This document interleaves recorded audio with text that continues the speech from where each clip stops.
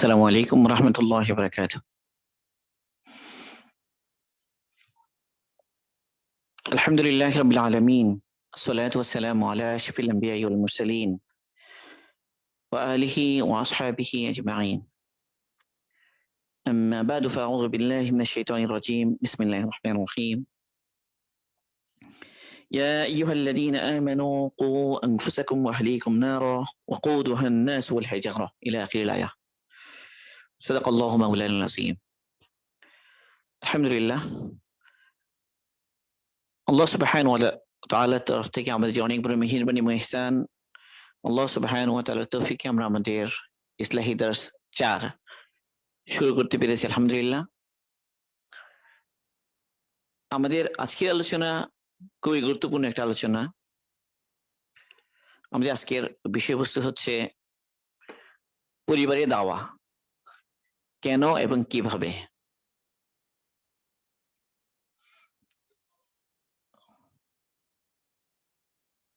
আমরা যারা এই দিনের ক্ষেত্রে প্রথম যাদেরকে আল্লাহ সুবহানাহু ওয়া তাআলা হেদায়েতের দিকে নিয়ে আসেন, তো তাদের অনেকের জন্য একটা চ্যালেঞ্জ হয়ে দাঁড়ায়, পরিবারে কিভাবে আমি দাওয়াতের কাজ করব, পরিবারকে কিভাবে আমি দিনের উপর তুলব।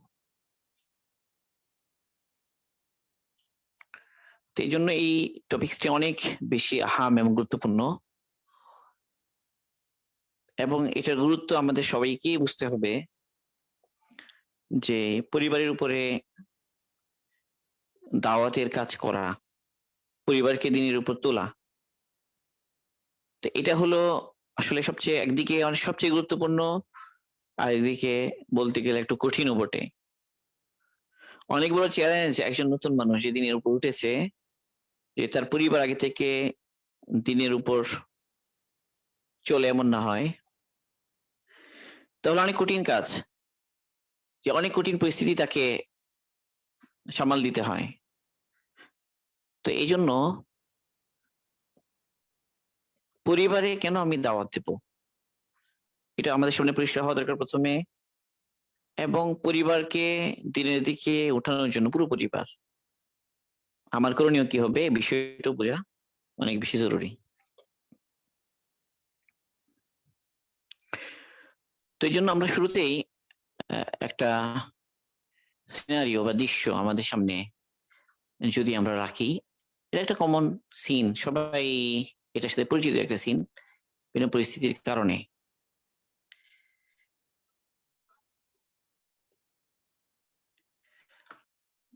ধরা যাক যে একটা উঁচু বিল্ডিং, 10 তলা ধরা যাক, উঁচু একটা বিল্ডিং ধরা যাক। এই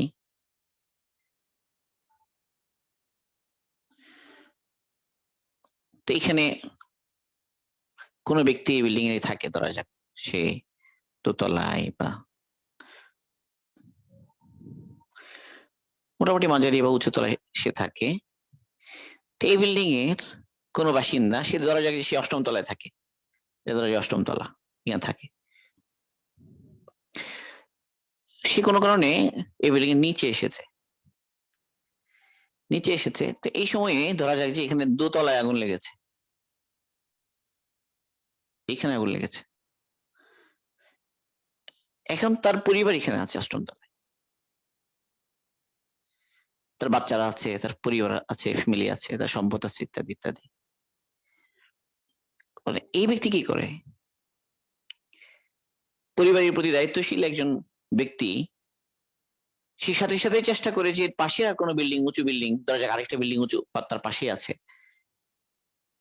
তো সেখানে সে ওঠে এবং তার সর্বোচ্চ চেষ্টা করে মুহূর্তের মধ্যে কি করে সে তার পরিবারের লোকজনের কাছে পৌঁছবে এবং তাদেরকে তাড়াতাড়ি উদ্ধার করে সে নিচে নামিয়ে আনবে। আগুন এখনো ধরা যাক যে নিচে দোতলায় আগুন যে লেগেছে, সে বাহির থেকে বুঝতে পেরেছে, যেহেতু সে বাইরে আছে। তো তার পরিবারের সদস্যরা এখনো বুঝতে পারেনি, কারণ আগুন ওটুকু পৌঁছেনি এখনো। সে বুঝতে পেরেছে। এখন তার একমাত্র চিন্তা একটাই হয়েছে যে তার পরিবারবর্গ কিভাবে সে আগুন থেকে বাঁচাবে এবং কত দ্রুত সে তাদের কাছে পৌঁছবে এবং তাদেরকে সেখানে উদ্ধার করবে।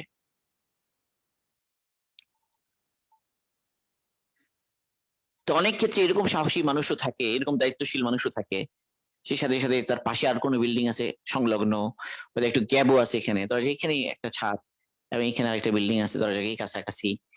তো সে এখানে উঠেছে, এই ছাদে এখানে পৌঁছেছে, পৌঁছে দড়ি দিয়ে যে কোনো ভাবে সে পৌঁছেছে, এরপর এখান থেকে সেটা থেকে উদ্ধার করে নিয়ে আসতেছে। পরিবারের লোকজন কিন্তু জানে না যে আগুন লেগেছে। সে তাদেরকে তাড়াতাড়ি দ্রুত, এত ব্যাখ্যা করার সময় নাই, এত এক্সপ্লেন করার সময় নাই, হাতে সময় খুব কম, সে এর মধ্যেই যতটুকু পারে ছোট বাচ্চাদেরকে কোলে নিয়ে দ্রুত করে সদস্যদেরকে তুলে সে উদ্ধার করার চেষ্টা করে। এটা একটা কমন চিত্র, অনেক সময় আমরা দেখি যখন আগুন লাগে, এখন তো প্রায় আগুন লাগে এবং লাইভ হয়ে যায় সেগুলো। আমরা অনেকেই এই ধরনের সিন দেখি, কিভাবে আগুন থেকে উদ্ধার করার জন্য পরিবারের সদস্যদেরকে মানুষ ঝাঁপিয়ে পড়ে। এটা একটা সিন, এবং এই যে আগুন থেকে বাঁচানোর প্রচেষ্টা, এটা একটা স্বাভাবিক মানবীয় একটা প্রচেষ্টা, মানবিক একটা বিষয় যে তাদেরকে উদ্ধার করা লাগবে। সবাই এটাকে বাহবা দেবে, সবাই প্রশংসা করবে, তার জীবনে এই যে রিস্ক নেয়া, নিজের লাইফ, তো এটা যেন কেউ তাকে দোষ দেবে না, বরং সবাই প্রশংসাই করবে। কারণ দুনিয়ার যে আগুন, এটার ভয়াবহতা আমাদের কাছে আছে। এই আগুন আমাদের কাছে যদি ইসলাম বা দিন এবং আল্লাহ সুবহানাহু ওয়া তাআলার তরফ থেকে মেসেজ গুলো যেগুলো আমাদের কাছে এসেছে, আমাদের রসুল আমাদেরকে আমাদের যে আখিরাতের ব্যাপারে আমাদেরকে মোতাবাজ্জ করেছেন, আমাদের দৃষ্টিকে ফিরিয়েছেন আখিরাতের দিকে, মৃত্যুর পরে এক ভয়াবহ জীবনের দিকে রসুল আমাদেরকে বলেছেন, সংবাদ দিয়েছেন। সেগুলো যদি কারো সামনে থাকে, এবং দিনই বিধিবিধান, দিনের আহকাম, এগুলো যদি আমাদের সামনে থাকে, আর আমাদের বর্তমান সমাজের চিত্র, প্রতিটি পরিবারের চিত্র যদি আমাদের সামনে থাকে, তাহলে আমরা সবাই বুঝবো আজকে আমাদের পরিবারে, প্রায় পরিবারের মধ্যেই আসলে আগুন লেগে গেছে। ফিতনার আগুন, বদ্দিনীর আগুন,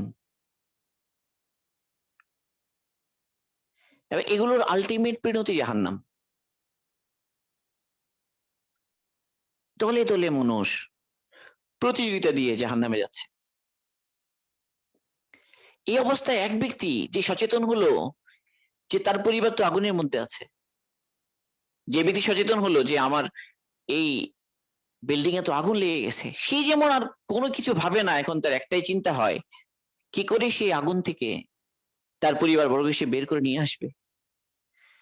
একজন ইমানদার, একজন মুমিন এই সময়ে, এই ফিতনার সর্বদিকে ফিতনার যে প্লাবন, এই সময়ে একজন মুমিন যে রসুলের কথার উপরে, আল্লাহ পাকের কথার উপরে যে ঈমান রেখেছে, ঈমান এনেছে, যে এই ভয়াবহতা যে বুঝে, তো তার একটাই মাত্র চ্যালেঞ্জ হবে, একটাই মাত্র তার গোল হবে যে আমার এই পরিবার বর্গ তাদের কাছে কিভাবে আমি তাড়াতাড়ি পৌঁছে যাই তারা পুড়ে যাওয়ার আগে। ওই যে ব্যক্তি যে দৌড় লাগিয়েছে এবং পার্শ্ববর্তী বিল্ডিং এর ছাদে উঠে গেছে, যে কোনো ভাবেই সে তাদেরকে উদ্ধার করার চেষ্টা করেছে, এবং এর মধ্যে এতটুকু দেরি করতে সে তৈরি না, দ্রুত পৌঁছে গেছে তাদের কাছে। সেই ব্যক্তির যেরকম তার মধ্যে সেই একটা পেরেশানি, একটা অস্থিরতা এবং যান বাজি রাখার একটা বিষয়, তো তেমনি ভাবে আমাদের আপনজন, আমাদের পরিবার, তাদেরকে আমাদের উদ্ধার করতে হবে। উদ্ধার করা জরুরি। এখানে কেন উদ্ধার করতে হবে, কিভাবে উদ্ধার করব, এটা বেশি ভাবারও খুব বেশি সময় নাই, এবং দ্রুত গতিতে তাদেরকে উদ্ধার করাই লাগবে, এটা হলো কথা। তো আসলে বলতে গেলে আমরা যারা ইমানদার মুমিন, আমাদের চারপাশের যে হালত আর অবস্থা যেগুলো আমাদের সামনে আছে, তো আমাদের সবার মধ্যেই এরকম একটা পেরেশানি এবং অস্থিরতা তৈরি হওয়া দরকার, কি করে আমি আমার পরিবারগুলোকে জাহান্নামের আগুন থেকে বাঁচাবো। ঠিক সেই কথাটাই আল্লাহ সুবহানাহু ওয়া তাআলা বলছেন, কু আনফুসাকুম ওয়া আহলিকুম নারা, কু বাঁচাও, আনফুসাকুম নিজেদেরকে বাঁচাও, ওয়া আহলিকুম নারা তোমার পরিবারকে বাঁচাও, নার থেকে, নার মানে আগুন, আগুন থেকে বাঁচাও। এখন দুনিয়ার এই আগুন না, যে দুনিয়ার আগুনে পুড়ে গেলে হয়তো পুড়ে যাবে, মরে যাবে, এতটুকুতে শেষ, প্রাণ বের হয়ে যাবে, শরীরটা পুড়ে ছাই হয়ে যাবে, এতটুকু হবে দুনিয়ার আগুন যদি হয়। আখিরাতের আগুন তো তা না। এটা অনন্ত আগুন, যে আগুনের তেজ কখনো কমবে না, যে আগুনে পুরা এটা কখনো থামবে না, চলতেই থাকবে।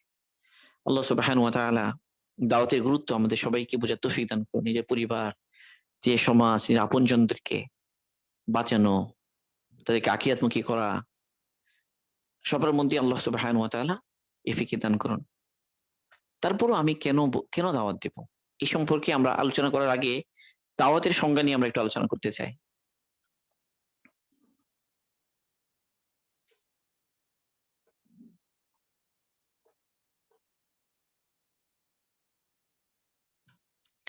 আমরা যখনই বলি যে দাওয়াত, মানে দাওয়াতুল ইসলাম আর কি, দাওয়াতুদ দিন, দিনের দাওয়াত। যখন আমরা বলি যে দাওয়াত, দাওয়াতের তিনটা বেসিক কম্পোনেন্ট আছে। এক হলো যে তাবলীগ, তাবলীগুল ইসলাম, ইসলামকে পৌঁছানো।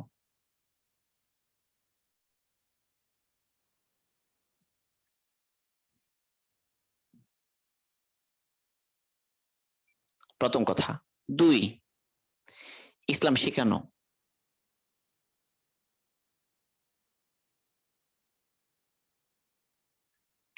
তিন, জীবনের সর্বক্ষেত্রে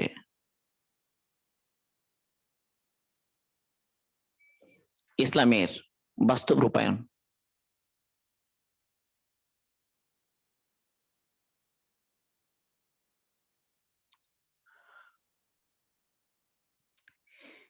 এই হলো দাওয়াত। তো দিনের কথা পৌঁছাতে হবে, আমার কাছে জনকে, পরিবারকে পৌঁছানো, এটাই তো পরিবারের দাওয়াতের বিষয়টা। এটা হলো তাবলীগুল ইসলাম, ইসলামকে পৌঁছানো।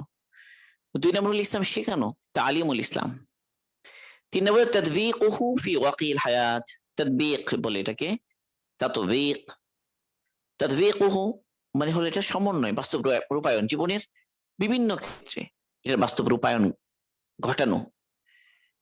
এই তিনটা কম্পোনেন্ট, দিনের কথাটা আমার পৌঁছাতে হবে। এরপর হলো যে দিনের কথা পৌঁছালাম, দিনের দিকে আগ্রহী হলো কেউ, তাকে দিন শেখাতে হবে। তিন, সে যেন বাস্তব জীবনে সেটাকে ফলো করতে পারে, প্র্যাকটিস করতে পারে, বাস্তবায়ন করতে পারে নিজের জীবনে, জীবনের সর্বক্ষেত্রে আর কি। এই জন্য চেষ্টা, এসবগুলো সমন্বয় হলো দাওয়াত।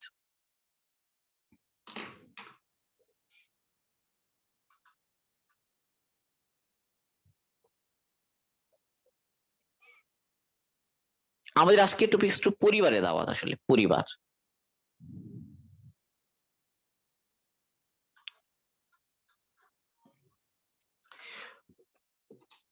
তো দাওয়াতের সংজ্ঞা, এরপরে পরিবারে দাওয়াত, এটার ইম্পর্টেন্স কি?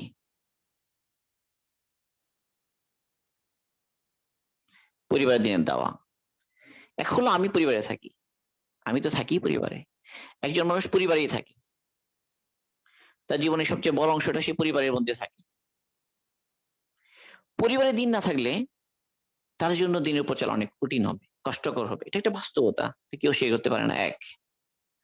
দুই হলো পরিবার নিয়েই তো, পরিবার ব্যক্তি, আমি যদি বলি যে ব্যক্তি, এরপর পরিবার, এরপর সমাজ, তাই না? সমাজ,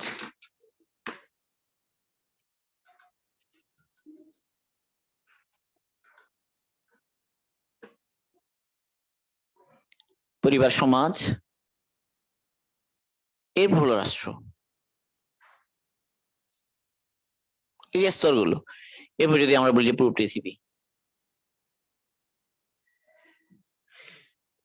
তো পরিবারকে ঠিক করা মানেই হলো এটা সমাজকে ঠিক করা আস্তে আস্তে।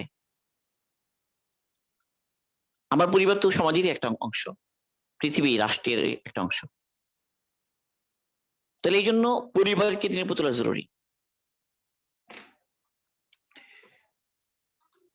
এরপর হলো পরিবারের দিন আনার জন্য আমি আদিষ্ট, পরিবারের উপর মেহনত করার জন্য আমি দায়িত্বশীল। এই দায়িত্ব এবং জিম্মাদারি, এটা বোঝার একটা ব্যাপার আছে, এটাকে পরিপূর্ণভাবে বুঝতে হবে আমাকে। আমার পরিবারে কেন আমার দিন আনতে হবে।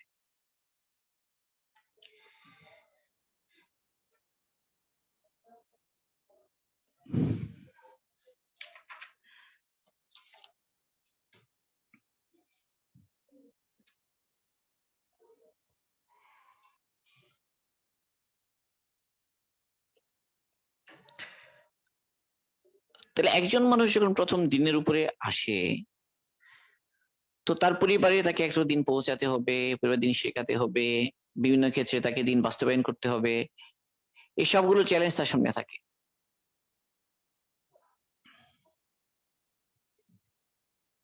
এখন পরিবারে দিন পৌঁছানোর ক্ষেত্রে, দাওয়াত দেওয়ার ক্ষেত্রে, এখানে ব্যক্তি, সে ব্যক্তিটা কে এটা বোঝার জন্য, কে চাচ্ছে, সে হতে পারে পরিবারের মূল কর্তা, তো তার জন্য এক উসলুব হবে। সে পরিবারের মা, তার জন্য এক পদ্ধতি হবে, এক অ্যাপ্রোচ হবে।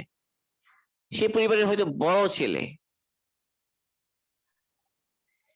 কেউ পরিবারে সে একদম ছোট, কেউ ছেলে হতে পারে, মেয়ে হতে পারে, পরিবারে তার অবস্থানটা গুরুত্বপূর্ণ।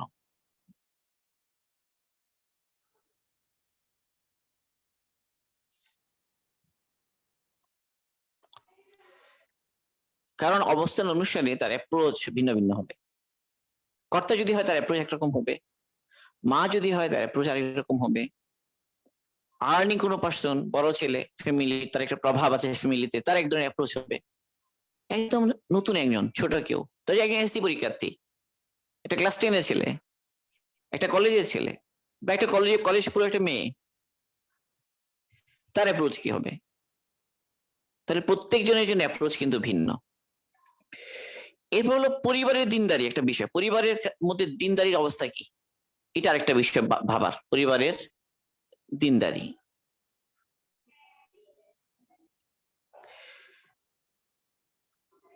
পরিবার টোটালি দিন মানে না,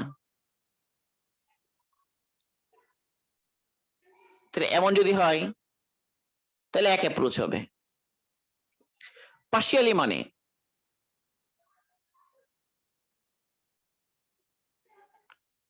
তাহলে অ্যাপ্রোচ একরকম হবে।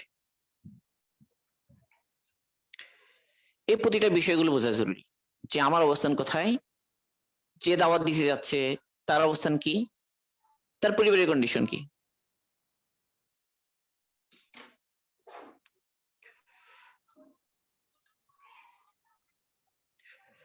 আমরা যদি কোরআনুল কারীমে দেখি, তাহলে এই প্রত্যেকটারই একটা না একটা উসলুব কোরআনে পাকে আছে।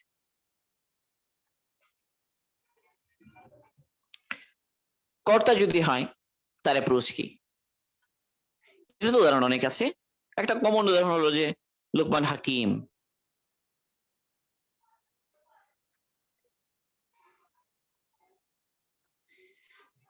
তার ছেলের প্রতি যে নসিহাত,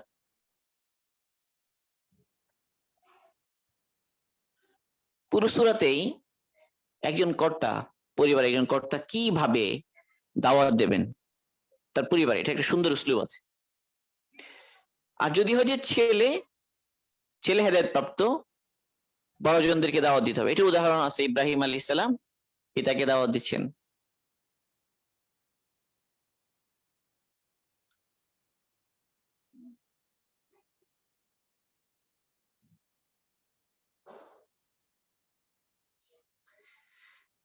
এটার উসলুব আছে।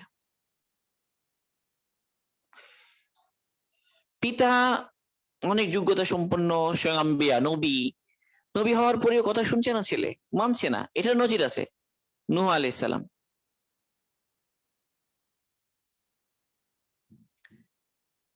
এটার নজিরও আছে। স্ত্রী হয়ে স্বামীর কথা শুনছে না, এটার নজির আছে। লূত আলাইহিস সালাম এর স্ত্রী, নূহ আলাইহিস সালামের স্ত্রী, এই দুজনের কথাই আছে। অনেক বেশি ভালোবাসা থাকা সত্ত্বেও, অনেক বেশি মহব্বত, অনেক বেশি ইকরাম, ভালোবাসা দেখানোর পরেও হক কবুল করছেন, এটা নজির আছে। স্বয়ং আল্লাহ রাসূলুল্লাহ এবং চাচা আবু তালিব।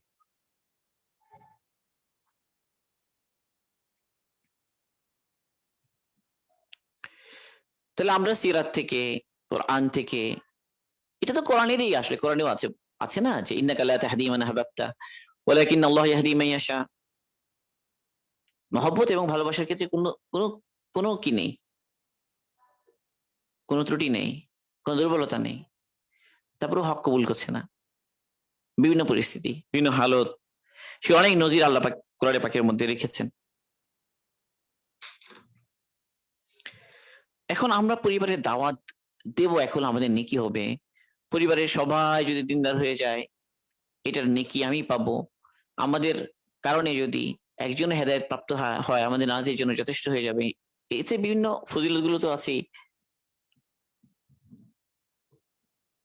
তারপরেও দাওয়াতের ক্ষেত্রে আমাদের অবহেলার বিষয়টা, এগুলো আমাদের সামনে আসা দরকার। এক হলো যে অনেক মানুষ আছে যে উদাসীন, টোটালি এই দাওয়াতের ব্যাপারে উদাসীন নেই, টোটালি উদাসীন। মানে পরিবার সে দিনদার, টোটালি উদাসীন, যে দাওয়াত দেওয়ার কোনো গুরুত্বই তার মধ্যে নাই। 2 নম্বর হতে পারে যে সে নিজেকে ছোট মনে করে, সে আমি ছোট, তো ছোট হিসেবে দায়িত্ব মুক্ত মনে করে।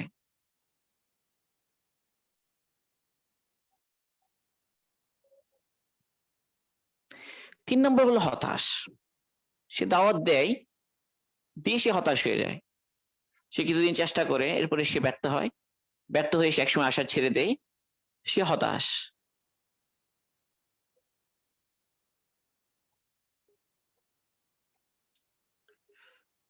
বিভিন্ন পরিস্থিতি।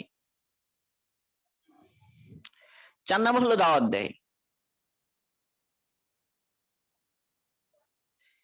কিন্তু সে সঠিক অ্যাপ্রোচ তার নাই, ফলে মানে পুরো সম্পর্ক নষ্ট হয়ে গেছে ফ্যামিলির সাথে।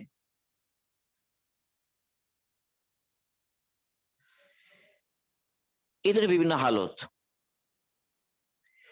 তো প্রথম হলো যে উদাসীন, এই উদাসীন থাকার সুযোগ নাই, এটা বোঝা।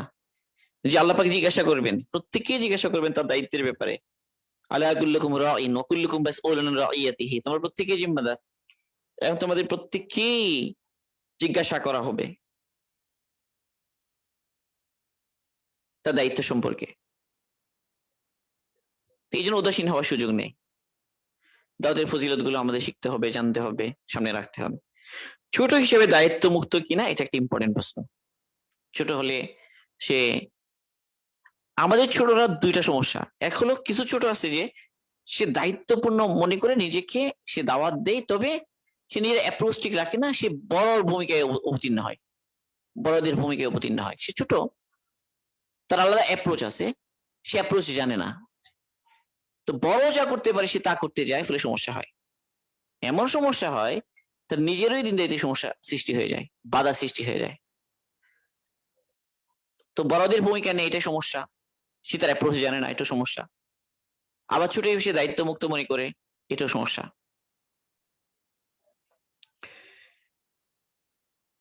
ইমাম বুখারী রাহিমাহুল্লাহ এবং ইমাম মুসলিম দুজনেই এনেছেন একটা হাদিস। এটা হলো যে আবু সুলাইমান মালিক ইবনে হুয়াইরিস রাদিয়াল্লাহু আনহু একজন যুবক সাহাবী। তো ওনার বর্ণনা, আসলে বিষয়টা হলো যে তারা কিছু কিছু জওয়ানেরা একটা গোত্র থেকে রাসূলের কাছে এসেছিলেন। তারা সবাই জওয়ান ছিলেন। তো রাসূলের কাছে তারা 20 দিন ছিলেন, 20 দিন 20 রাত ছিলেন। তো এরপরে তারা ফিরে যাওয়ার সময়ে রাসূল তাদেরকে যে নসিহা করেছেন, সে বিষয়গুলো নিয়েই হাদিসটা। মালিক ইবনে হুয়াইরিস রাদিয়াল্লাহু বলছেন যে আতাইনা ইলা নবী সাল্লাল্লাহু আলাইহি ওয়াসাল্লাম ওয়া নাহনু শাবাবাতুন মুতাকারিবুন। মালিক ইবনে হুয়াইরিস রাদিয়াল্লাহু বলছেন যে আমরা রাসূল সাল্লাল্লাহু আলাইহি ওয়াসাল্লামের কাছে এলাম, আমরা সবাই ছিলাম সমবয়সী যুবক। ফাকুমনা ইনদাহু 20 ইয়াওমান ওয়া লাইলাতান, আমরা 20 দিন 20 রাত্রি রাসূলের কাছে থাকলাম। ওয়া কানা রাসূলুল্লাহ সাল্লাল্লাহু আলাইহি ওয়াসাল্লাম রহিমান রাফিকান, রাসূল সাল্লাল্লাহু আলাইহি ওয়াসাল্লাম আমাদের উপরে ছিলেন বড় দয়ালু, বড় বন্ধুসুলভ আচরণ আল্লাহ রাসূলের। ফালাম্মা যান্না আন্না ক্বাদ ইশতাহাইনা আহলানা, তিনি বলছেন যে ফালাম্মা যান্না, রাসূল সাল্লাল্লাহু আলাইহি ওয়াসাল্লাম যখন ধারণা করলেন যে আন্না ক্বাদ ইশতাহাইনা আহলানা, আমরা আমাদের পরিবারের কাছে ফিরে যাওয়ার জন্য উদ্গ্রীব হয়েছি, পরিবারের একটা আকর্ষণ আমরা অনুভব করছি, পরিবারের বিচ্ছেদ আমাদের অনুভব হচ্ছে।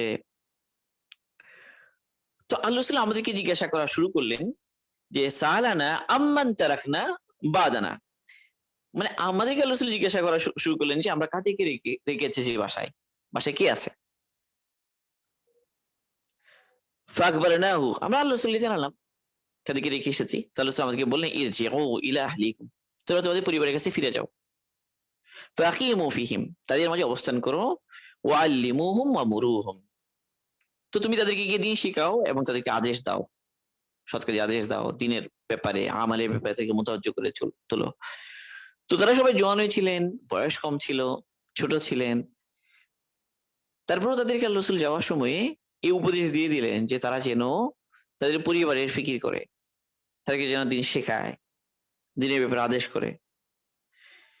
তো একজন পুরুষের জন্য যে কথাটা, একটা মেয়ের জন্য কি কথাটা, একটা তরুণীর জন্য যে বিষয়টা, সেও তার ঘরের মধ্যে দিন আনার জন্য ফিকির করবে, একইভাবে সে যে মেয়ে হয় তাও ফিকির করবে।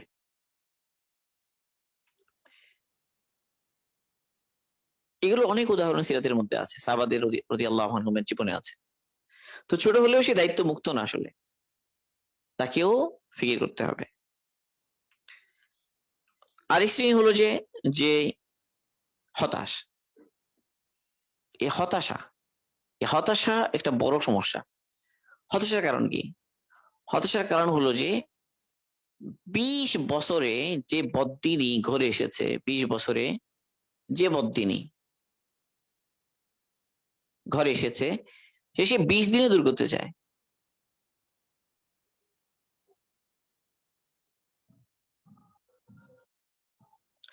20 বছরের সমস্যা 20 দিনে দূর করা, এটা তো সম্ভব না। ফলে সে তাড়াতাড়ি ফল চায়, একবারেই সমস্ত মন খারাপ দূর করতে চায়। ফলে সে প্রবল বাধার সম্মুখীন হয়। একবারে সে বলে মনে করে যারা সব গোমরা, এরা হেদায়েত পাবে না, হতাশ। এখন যদি তাকে বলে যে কি ব্যাপার, তুমি তোমার বোনের ব্যাপারে ফিকির করো না, তুমি ভাইয়ের ব্যাপারে ফিকির করো না, কি ব্যাপার, সে বলে না এরা হবে না। বাবা দিনদার মানুষ, মেয়েরা বেপরদা, দিনের ব্যাপারে উদাসীন। জিজ্ঞেস করা হয় কি ব্যাপার আপনার মেয়েদের ব্যাপারে, না এরা হবে না, এরা গোমরা। এর হতাশ। আসল কথা হলো যে এর হতাশার কোনো সুযোগ নাই এবং দায়িত্ব এড়ানোর কোনো সুযোগ নাই। আর লাস্ট একজনের কথা বললাম যে দাওয়াত দিয়ে সম্পর্ক নষ্ট। তো এই ব্যক্তি দাওয়াতের কোনো তরিকা, সিস্টেম, পদ্ধতি সব সে না বুঝে সম্পর্ক নষ্ট করেছে সে। এটার আমি কয়েকটা উদাহরণ দিচ্ছি। ধরা যাক এক ঘরের একটা ছেলে, সে এসি পরীক্ষা দিয়েছে, কলেজে পড়ে বা ভার্সিটিতে পড়ে, নতুন দিনের উপর উঠেছে। এখন সে ঘরের মধ্যে যখনই কোনো পরিস্থিতি দেখে, কোনো বদ্দিনী দেখে, কোনো গুনার বিষয় দেখে, সাথে সাথে সে বলা শুরু করে এটা হারাম, এটা নাজায়েজ, এটা করা যাবে না, ওটা করা যাবে না। এবং সে মানে স্থান কাল পাত্র কিছু চিন্তা করে না, প্রতি মুহূর্তে সে নসিহত করতেই থাকে, করতে থাকে। তো এই ছেলের ব্যাপারে তার পরিবারের গুমান কি, ধারণা কি? ধারণা হলো যে একতরফ যে সে কি জানে, একটা সে কি জানে, এটা একটা বড় বিষয়। সে কি জানে?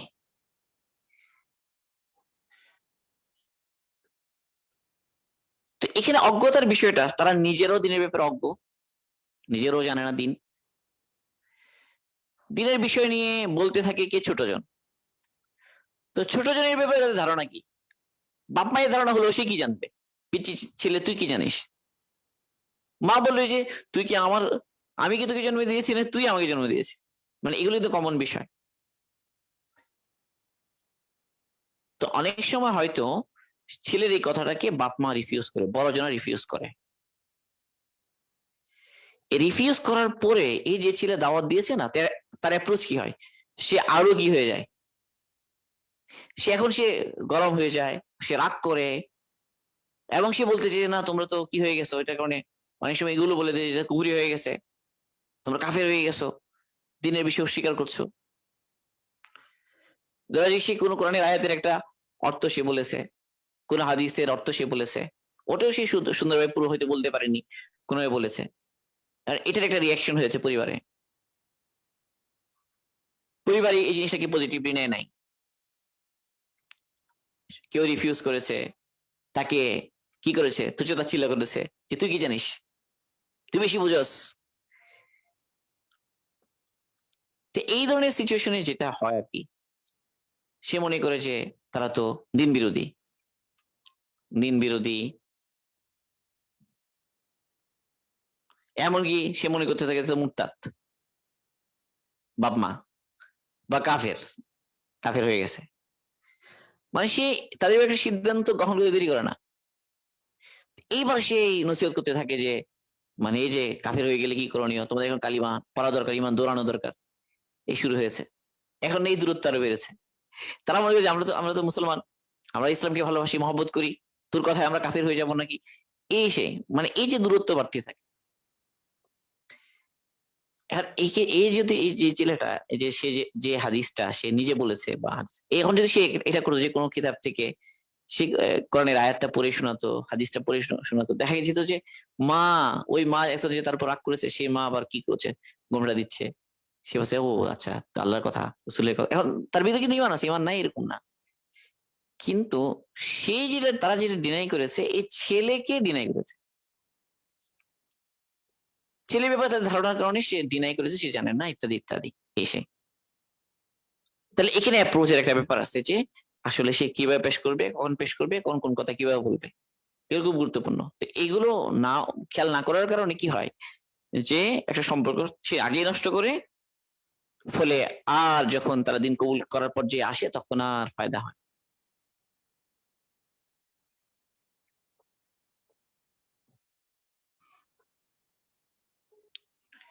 তাহলে আমাদের দেখতে হবে যে আসলে সঠিক উসলুব কি। দাওয়াতের ক্ষেত্রে সবসময় একটা বিষয় মনে রাখতে হবে যে এখানে বলা হবে যে মূল আগে, মূল থেকে যেতে হবে শাখায়। এটা একটা গুরুত্বপূর্ণ বিষয়। 2 নম্বর হলো তারগিব আগে।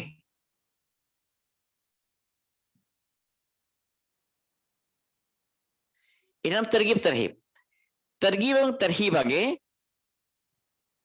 হুকুম শোনানো, হুকুম হুকুম বলার, বলা মানে হুকুম বলার আগে, হুকুম জানানোর আগে, হালাল ইহা হালাল ইহা হারাম বলার আগে তারগিব এবং তারহিব গুরুত্বপূর্ণ।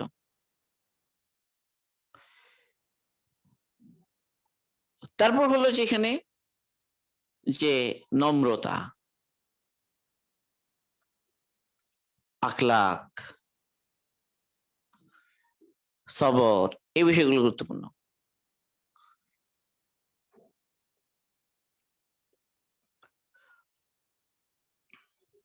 তো এই বিষয়গুলোই আমরা একটু সিরিয়ালি বলতে চাই যে আসলে ব্যাপারগুলো কোত্থেকে এসে শুরু করবে, কিভাবে শুরু করা চায়।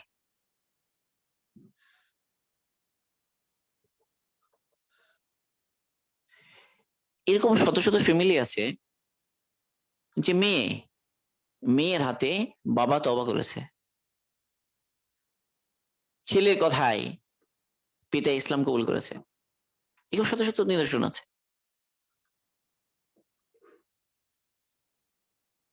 আমি একটি ঘটনা শোনাই। এক ইঞ্জিনিয়ার, তো ইঞ্জিনিয়ার সাহেবের বয়স 70, সারা জিন্দেগি গাফলতির মধ্যে হায়াত কাটিয়েছেন। 70 বছর হয়ে গেছে, দিনের ব্যাপারে গাফেল। তো ওনার এক ছেলে এক মেয়ে, মেয়ে হলো ডাক্তার।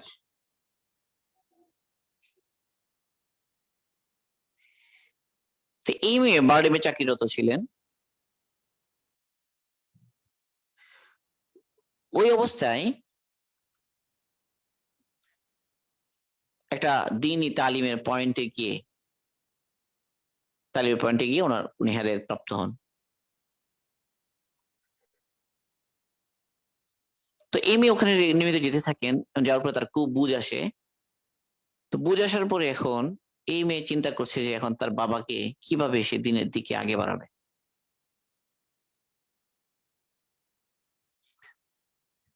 তো ওইখানে সাধারণত তালিমের পয়েন্টে, সাধারণত তবলিগ জামাতের তালিমের পয়েন্ট ছিল সেটা, ওখানে বিভিন্ন সময় বিভিন্ন জামাতের জন্য তশকিল হয়, জামাত বের হবে 3 দিন ইত্যাদি। তো ওখানে রিসেন্টলি হয়তো একটা জামাত বের হচ্ছিল 3 দিনের জন্য। ওই মেয়ে ওখানে তার বাবার নাম লিখে দিয়ে আসে যে আমার আব্বা যাবেন। এখন ওর আব্বাকে সে পাঠাবে কিভাবে। তো সে করেছে কি, রাতের বেলা উঠে শেষ রাতে সে অনেক কান্নাকাটি করেছে, নামাজ পড়ে দোয়া করে অনেক কান্নাকাটি করেছে। এরপরে সে তার বাবার শিয়রে গিয়ে শেষ রাতের দিকে ৩টা ৪টা সময় গিয়ে বাপের শিয়রে বসে ওখানে সে কাঁদছে। বাবার সঙ্গে টাচ করে নাই, বাবাকে ডাকে নাই সে, কিন্তু সে ওখানে গিয়ে কাঁদছে এবং তার চোখের পানি পড়েছে বাবার পায়ে। তো ওই ইঞ্জিনিয়ার বাবা, উনি খুবই বিত্তশালী মানুষ, ঢাকা শহরে তার বাসা আছে, আর অনেক প্রপার্টি আছে, কোনো অভাব অনটন নেই, ছেলে মেয়েদেরকে পড়াশোনা করিয়েছেন, তারা উচ্চশিক্ষিত। তো তার জন্য এটা একটা এমন একটা সিন যে আমার মেয়ের কিসের অভাব হতে পারে, থাকতে পারে যে সে এত রাতে কাঁদবে। তো ওই জিনিস নিজে মুখে শোনাচ্ছিলেন এই ঘটনা। তিনি বলছিলেন যে আমার বুক ফেটে গেল, আমি চিন্তা করলাম যে আমার মেয়ের কি এমন অভাব হতে পারে, রাত ৩টার সময় সে এখানে সে কাঁদছে। আমি বললাম যে মা, তুই কেন কাঁদছিস? আমার কিসের অভাব আছে? কোন জিনিসটা, কোন জিনিসের অভাব তোর আছে? কোন জিনিস তুই পাসনি এই জন্য তুই কাঁদছিস? মেয়ে বললো, বাবা তুই বুঝতে পারো নাই, আমি আসলে আমার জন্য কাঁদছি না, কোনো জিনিস পাইনি সেজন্য কাঁদছি না, আমি তোমার জন্য কাঁদছি। তিনি আরো অবাক হলেন, আমার জন্য কেন কাঁদবি? আমার কিসের অভাব আছে? আমার টাকা পয়সার কোনো সমস্যা অভাব নেই। দেখো আত্মীয়দেরকেও আমি মানুষ করেছি, যে আমার ছেলে ইঞ্জিনিয়ার, মেয়ে ডাক্তার। আমি তো সমাজের মধ্যে অনেক ইজ্জত সম্মানের সাথে আছি, আমার তো এমন কোনো কিছু কিছু ত্রুটি নেই, আমার কোনো অসুস্থতাও নেই, আল্লাহ পাক সুস্থ রেখেছেন, তো আমার জন্য কাঁদার কি আছে? বলে, বাবা এখানে তো তোমার সব আছে, আমি এই জন্য কাঁদছি না, আমি কাঁদছি যে তোমার কবরে কি হবে সেই জন্য। আমি কাঁদছি এই জন্য যে তো আখিরাতের ময়দানে তোমার কি হবে। এই যে সে বলেন যে আমি লাজবাব হলাম, সে কি বলতে যাচ্ছে? যে বাবা তুমি তো ইঞ্জিনিয়ার হয়েছো, অনেক সফল মানুষ, সব ঠিক আছে, কিন্তু তুমি বলো তো, যে কোনো মুহূর্তে মৃত্যু এসে যেতে পারে না আমাদের জীবনে, তো এই জন্য কি তৈরি করেছো তুমি? তো এই জন্য বাবা তুমি আমাকে একটা ওয়াদা দিতে হবে। বাবা বলছেন, তুই আমাকে বল কিসের ওয়াদা আগে। বলে, না তুমি আগে ওয়াদা দিয়ে দাও যে তুমি আমার কথা রাখবে, এটা আগে তুমি আমাকে ওয়াদা দাও, এরপর আমি বলবো, এর আগে বলবো না।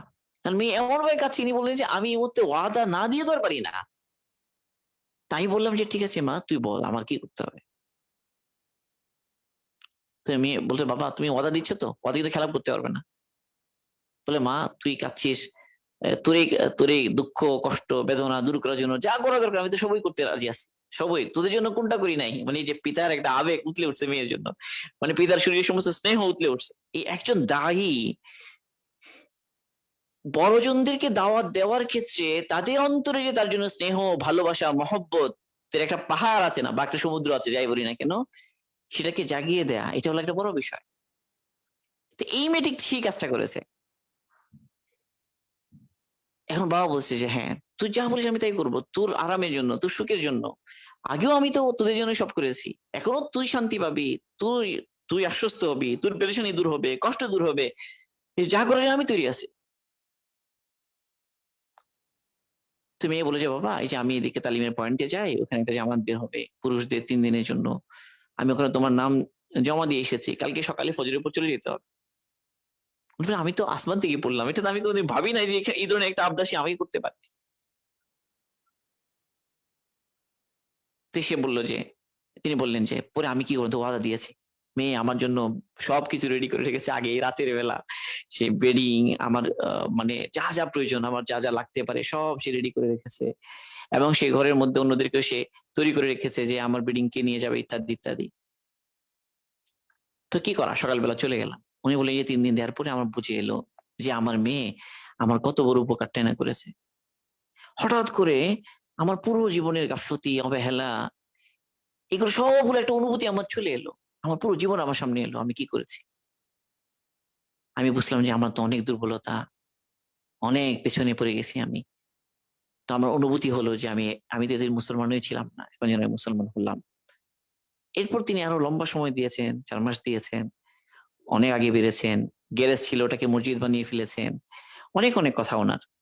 কিন্তু ওনার এই যে পরিবর্তন, এটা তার মেয়ে, মেয়ে কি উসলুব ফলো করেছে, কি দরদ এবং ভালোবাসা বাবার জন্য অন্তরে জমা করেছে।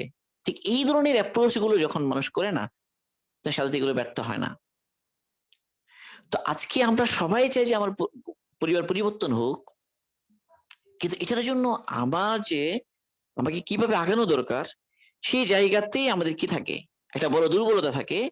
প্রথমত আমার নিয়তেই দুর্বলতা থাকে।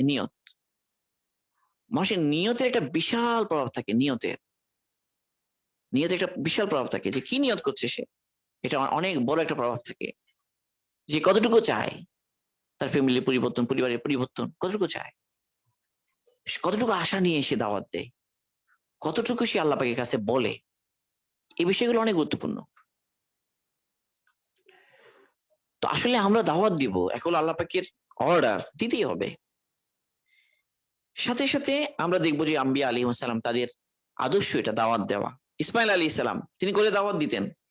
সূরা মারিয়ামে আসে, ওয়াযকুর ফিল কিতাবি ইসমাঈল ইন্নাহু কানা সাদিকাল ওয়াদি ওয়া কানা রাসূলান নাবিয়্যা ওয়া কানা ইয়া'মুরু আহলাহু বিস-সালাতি ওয়াজ-যাকাহ ওয়া কানা ইনদা রাব্বিহি মারদিয়্যা। ইসমাইল আলাইহিস সালাম, ইয়া নবী, তার ব্যাপারে আল্লাহ পাক বলছেন যে তিনি তো ওয়াদা রক্ষাকারী ছিলেন, ওয়াদার ব্যাপারে সত্যবাদী ছিলেন, রাসূল ছিলেন, নবী ছিলেন, এবং তিনি তার পরিবার বর্গকে সালাত এবং যাকাতের আদেশ দিতেন, এবং তিনি তার রবের কাছে মানে রব তার উপর সন্তুষ্ট ছিল, মানে তিনি সন্তুষ্ট অর্জন করেছিলেন। মোট কথা, নবী দাওয়াত দিয়েছেন। তো এই জন্য আমাদেরকে দাওয়াতের কাজ করতেই হবে, করাই লাগবে। এবং আমরা আদিষ্ট, কু আনফুসাকুম ওয়া আহলিকুম নারা, আলী রাদিয়াল্লাহু বলেছেন যে আল্লিমুহুম ওয়া আদিবুহুম, যে তুমি তাদেরকে এলেম শেখাও, তাদেরকে আদব শেখাও, ঘরওয়ালাদেরকে, এটা দায়িত্ব আমাদের আছে।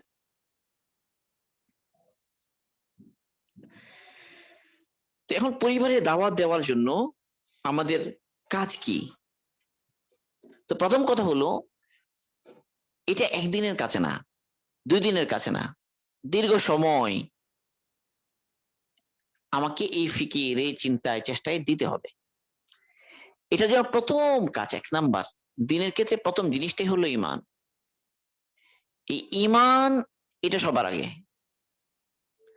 এরপর 2 হলো আখলাক,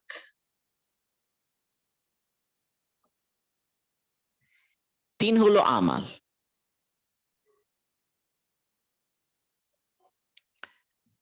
আমি যদি ঘরের মধ্যে কর্তা হই, সিনিয়র হই, তাহলে আমার জন্য অনেক সহজ, অনেক সহজ।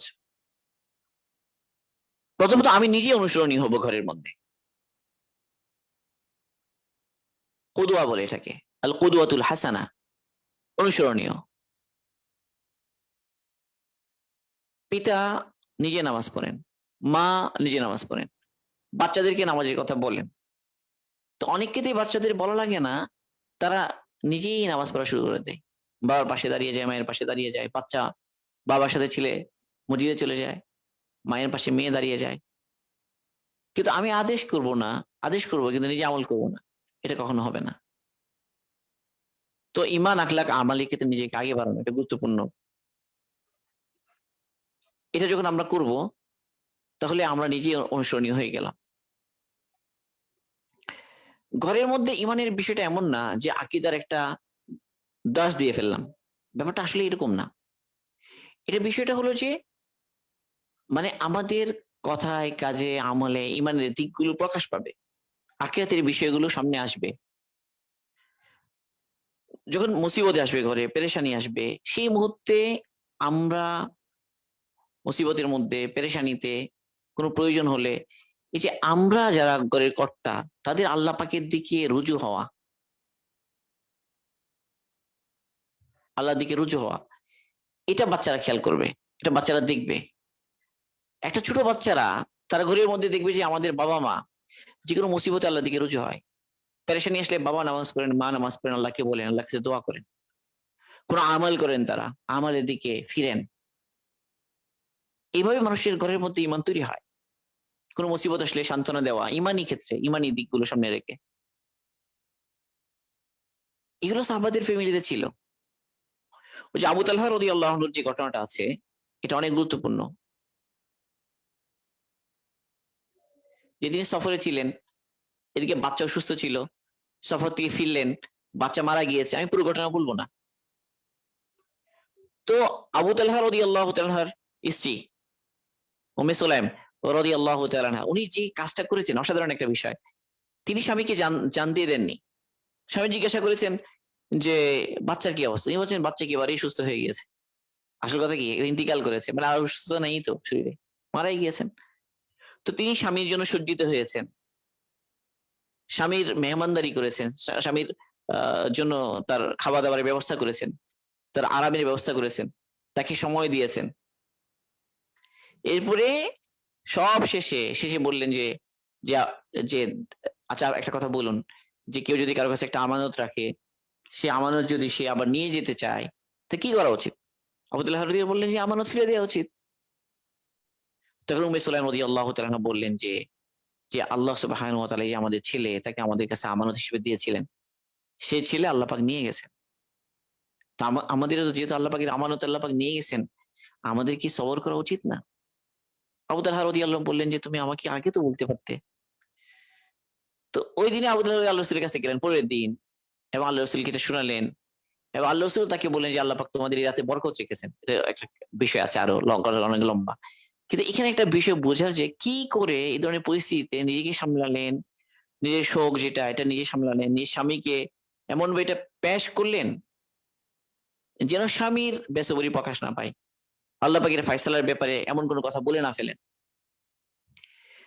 তাহলে এই বিষয়গুলো শেখা এবং রপ্ত করার ব্যাপার, এটা আমালি ব্যাপার। এটা কেবল ওয়াজ করে দেওয়ার বয়ান করে দেওয়ার বিষয় না আসলে।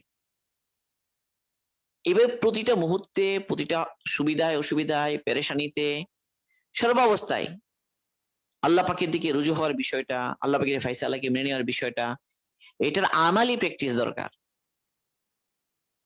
এটা যদি এভাবে চলতে থাকে, আমরা যদি করতে পারি, পরিবারের সব সদস্যের মধ্যে ধীরে ধীরে অটোমেটিকলি ইমান তৈরি হতে থাকবে, এবং ইমানের আলোচনাগুলো ঘরের মধ্যে যদি চলতে থাকে, তো ঘরের মধ্যে এই ধরনের একটা দিক তৈরি হতেই থাকবে।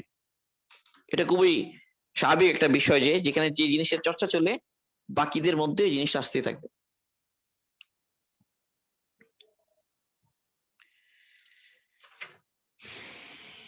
তো এই জন্য যে এক হলো যে ইমানের বিষয়টা সবচেয়ে গুরুত্বপূর্ণ। কোন বিষয়টা আমাকে আগে খেয়াল রাখতে হবে?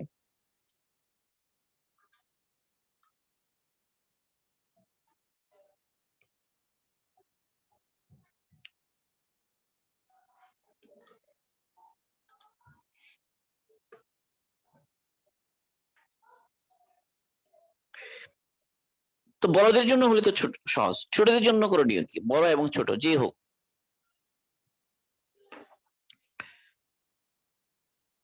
তো এখন আমাদের যে সমাজে যেটা হচ্ছে যে ছেলেরা যখন ইসলাম এর মধ্যে আসে, প্র্যাকটিস করে ছেলেরা বা মেয়েরা, তো একটা পরিবারে যেখানে আগে থেকে দিনের চর্চা নেই, সেটা বেশিরভাগ ক্ষেত্রে যেটা হয় যে তারা এটা মেনে নিতে পারে না। একটা ছেলে দিনদার হয়ে গেল, বাপ মা অন্য বড়রা সহজে মেনে নিতে পারছে না সেটা, তার কাছে এটা অড মনে হচ্ছে, এটা পছন্দ হচ্ছে না। তো এক তো হলো যে আমি যা করছি সেটা পছন্দই হচ্ছে না অন্যদের, এরপর তাদেরকে আবার তোলা। তো এখানে আমাদের যেটা মনে রাখতে হবে, ছোটদের বিশেষ করে যারা দিনের ক্ষেত্রে ঘরের মধ্যে পেরেশানিতে পড়ে, এটা একটা মনে রাখতে হবে যে আসলে দিনের উপর ওঠার পরে প্রথম যেটা আল্লাহ পাকের তরফ থেকে আসবে এটা হলো ইবতিলা।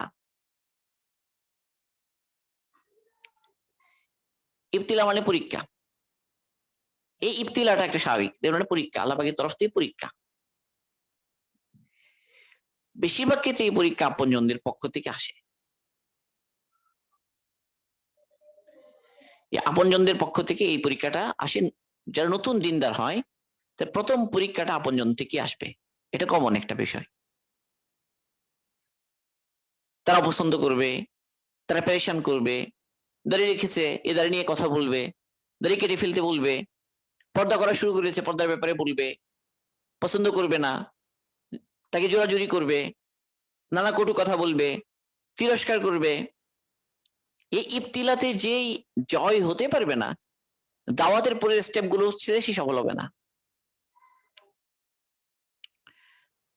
দাওয়াতের ক্ষেত্রে প্রথম স্টেপ হলো এই ইবতিলাটা সহ্য করা, এই ইবতিলাতে বিজয়ী হওয়া, ধীর থাকা। একদম সবরের সাথে, ধৈর্যের সাথে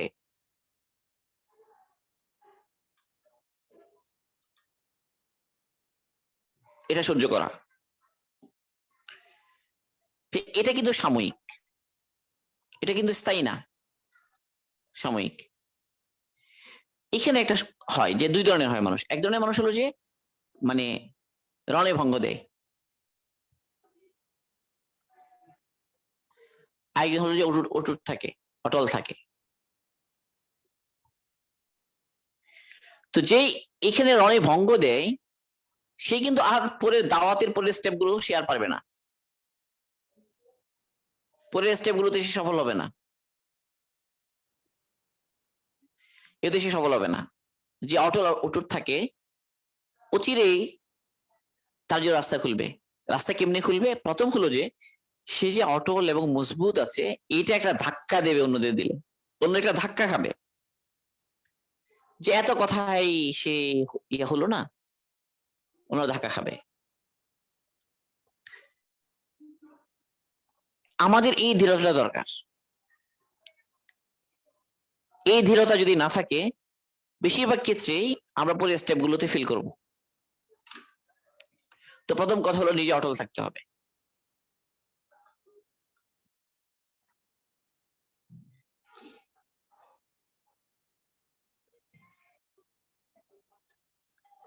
হতাশ হওয়া যাবে না,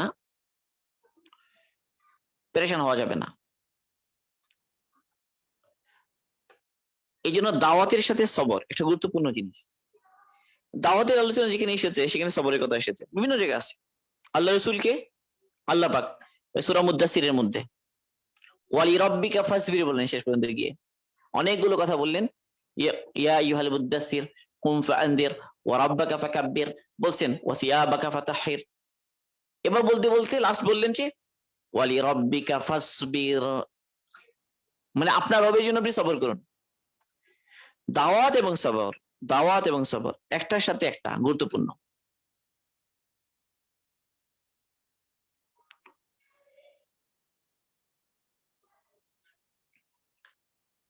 দাওয়াত এবং সবর, সবরের কথা আসবেই।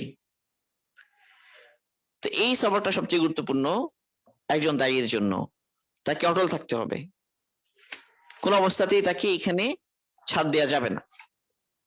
তো প্রথম কথা হলো ইবতিলা, পরীক্ষা হবে, এই পরীক্ষা অটল থাকতে হবে। এক। দুই হলো যে আমি যে জিনিসের দাওয়াত দিব পরিবারে তার ইলম আমার শিখতে হবে, জানতে হবে। ইলম ছাড়া কোনো দাওয়াত নেই। আন্দাজে ভুলভাল কথাবার্তা এগুলো বলা যাবে না।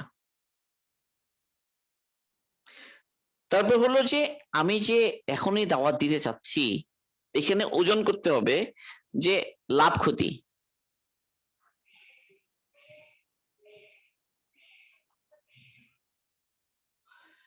এই লাভ ক্ষতি ওজন করা এটা অনেক ক্ষেত্রে হয় না। এই লাভ ক্ষতি ওজন করতে হবে, ওজন করে আগাইতে হবে। এরপর হলো নরম থাকতে হবে, নম্রতা, নম্রতা মাস্ট। ফাবিমা রাহমাতিন মিনাল্লাহি লিনতা লাহুম, আল্লাহ পাক বলছেন যে যে আল্লাহ পাকের রহমতে আপনি তাদের প্রতি নরম হয়েছেন। ওয়ালাউ কুনতা ফাজ্জান গালিযাল কলবি লানফাদ্দু মিন হাওলিক, আপনি যদি কর্কশভাষী হতেন, কঠোর মেজাজের হতেন, তারা আপনার চারপাশে জুটতো না। তাই নম্র হতে হবে।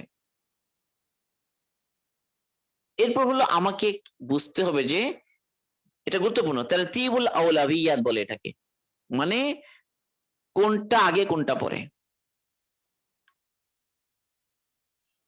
কোনটা আগে কোনটা পরে। ধরা যাক যে এক ঘরের মধ্যে বেপরদা আছে, আবার নামাজ পড়ে এটাও আছে। কোনটা আগে কোনটা পরে? আগে কোনটা করবে পরে কোনটা করবে? কোনটা সহজ এটা দেখা যে এই দুইটার মধ্যে কোনটা সে আসলে পারবে, শরীয়ত কোনটা বলে। রাসূল সাল্লাল্লাহু আলাইহি ওয়াসাল্লাম মুআজ রাদিয়াল্লাহু আনহুকে যখন পাঠালেন ইয়েমেনে, তো তারা ছিল আহলে কিতাব। আল্লাহ রাসূল বললেন যে তুমি যাদের কাছে তারা আহলে কিতাব, তো তুমি গিয়ে প্রথমে তাদেরকে লা ইলাহা ইল্লাল্লাহ মুহাম্মাদুর রাসূলুল্লাহ দাওয়াত দিবে। এটা যদি গ্রহণ করে তো তুমি তাদেরকে বলবে যে তোমাদের রব তোমাদের উপরে 5 ওয়াক্ত নামাজ ফরজ করেছেন। এটা যদি তারা কবুল করে, তুমি তাদেরকে বলবে যে আল্লাহ পাক তোমাদের মালের উপর যাকাত ফরজ করেছেন, সে তোমাদের ধনীদের থেকে গ্রহণ করা হবে, গরিবদেরকে দেয়া হবে। মানে এখানে আল্লাহ রসুল একটা তাদারুজ, ধারাবাহিকতা শিখালেন। ধারাবাহিকতা, এই ধারাবাহিকতা জরুরি, যে কোনটা আগে কোনটা পরে। সবকিছু একদিনেই চেঞ্জ করা সম্ভব না, একদিনে চেঞ্জ করা সম্ভব না, সময় নিতে হবে, সময় লাগুক। এখানে আরো একটা বিষয় গুরুত্বপূর্ণ, সেটা কি মৌখিক দাওয়াত আগে নাকি তালিম আগে, এটা একটা প্রশ্ন। মৌখিক দাওয়াত এটা কি আগে নাকি তালিম আগে?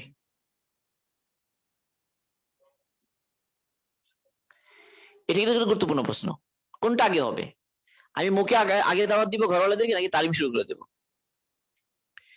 বেশিরভাগ থেকে কার্যকরী অ্যাপ্রোচ হলো যে আগে তালিম শুরু করা।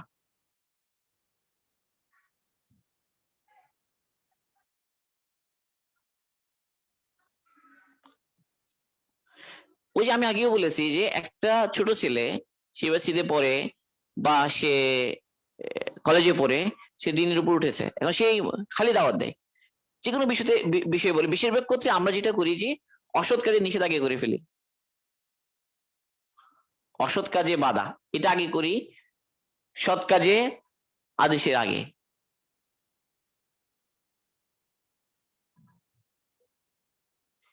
তো ফলে সমস্যা হয়, কারণ বেশিরভাগ অসৎ কাজের সাথে খায়ের সাথে একটা ব্যাপার আছে।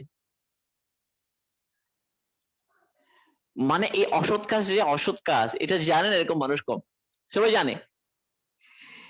যেমন গান শোনা, ছবি দেখা, নাটক সিনেমা দেখা ইত্যাদিতে হারাম ইনকাম, বিনোদনের ওই রুসম রেওয়াজ অনুষ্ঠানে শরীক হওয়া, বিভিন্ন বিনোদনের নামে কোনো গুণাতে অংশগ্রহণ করা, এগুলো সাধারণত আমাদের ঘরগুলোতে আজকাল এই ধরনের শত শত মুনকারাত বা খারাপ কাজে ভরা।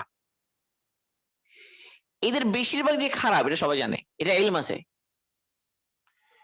তো এটা তো তারা জানে। এখন আমি বলছি যে তোমরা এটা গুনাহ, এটা গুনাহ, এটা গুনাহ, এটা হারাম, এটা হারাম, তারা এটা হারাম জানে, কেউ তাদের খায়েশাত তাদেরকে এটা ছাড়তে দিচ্ছে না। এই জন্য ওদের খায়েশাত বাধা হবে যে সমস্ত জায়গায়, সেটাকে প্রথম টার্গেট না করা, প্রথমে এমন কিছুকে টার্গেট করা যেটা চাইলে পারবে। যেমন ধরো সালাত আদায় করা, সালাত আদায় করে না, এটা অলসতা, অলসতার কারণে করে না, খায়েশাতের চাইতে কিনা অলসতা বেশি। এটা অপেক্ষাকৃত সহজ খায়েশাত থেকে, এবং সালাত আদায় করাটা এই খায়েশাতকে দমনের ক্ষেত্রে সহযোগিতা করবে। তাহলে কোনটা আগে হবে এটা ঠিক করা জরুরি, যে আমি কোনটা দিয়ে শুরু করব।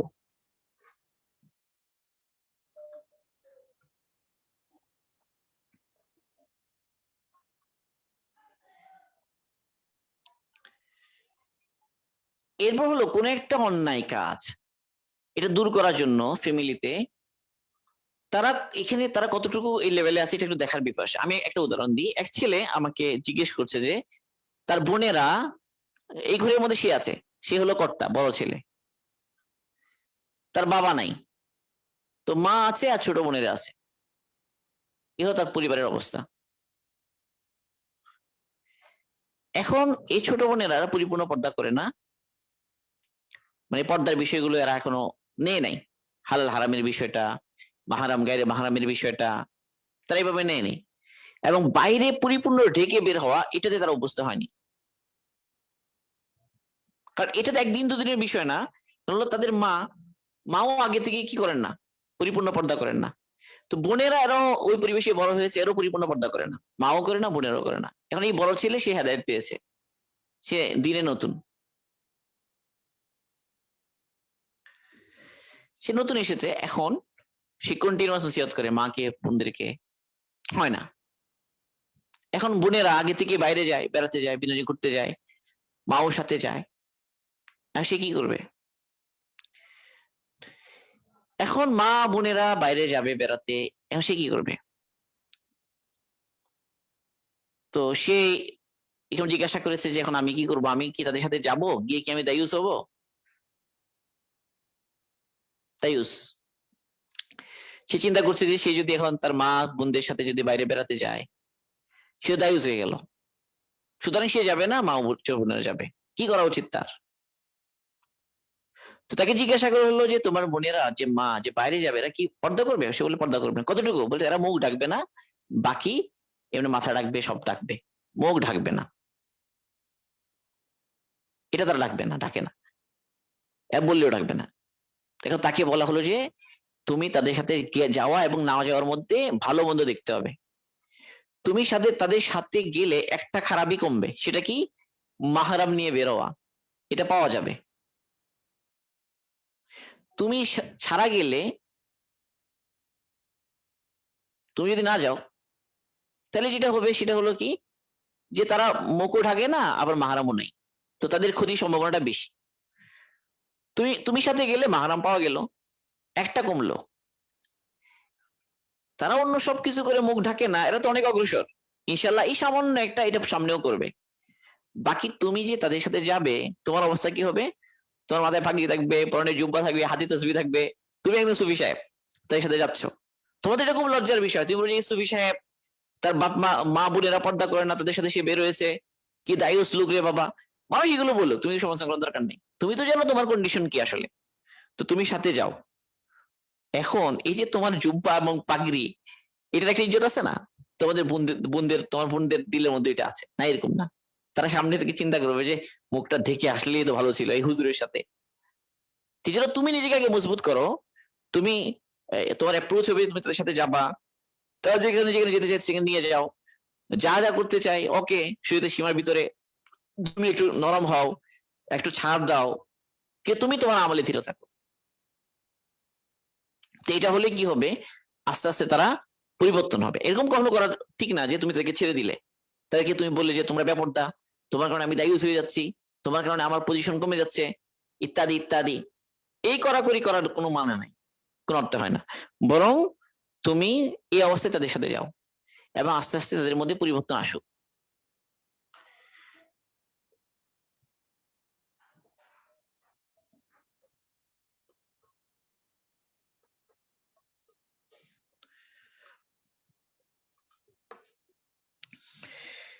তো এই জন্য যেটা বললাম যে যে কোনটা আগে কোনটা পরে এটা বোঝার চেষ্টা করা, নরম হওয়া, সময় নেওয়া, ভালো মন্দ বিচার করা, এগুলো জরুরি।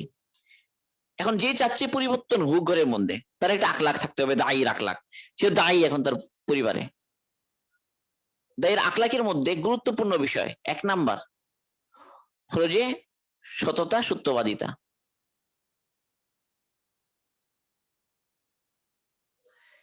এই সততা সত্যবাদিতা বলতে তার আমালি সততার কথা বলছি আমি। সে আমালে সৎ, অর্থাৎ সে যা দাওয়াত দেয় সে নিজে আমল করে। 2 নম্বর হলো তার মধ্যে সবর থাকতে হবে, কোনো ভাবে রাগ করা যাবে না, রাগ করাই যাবে না,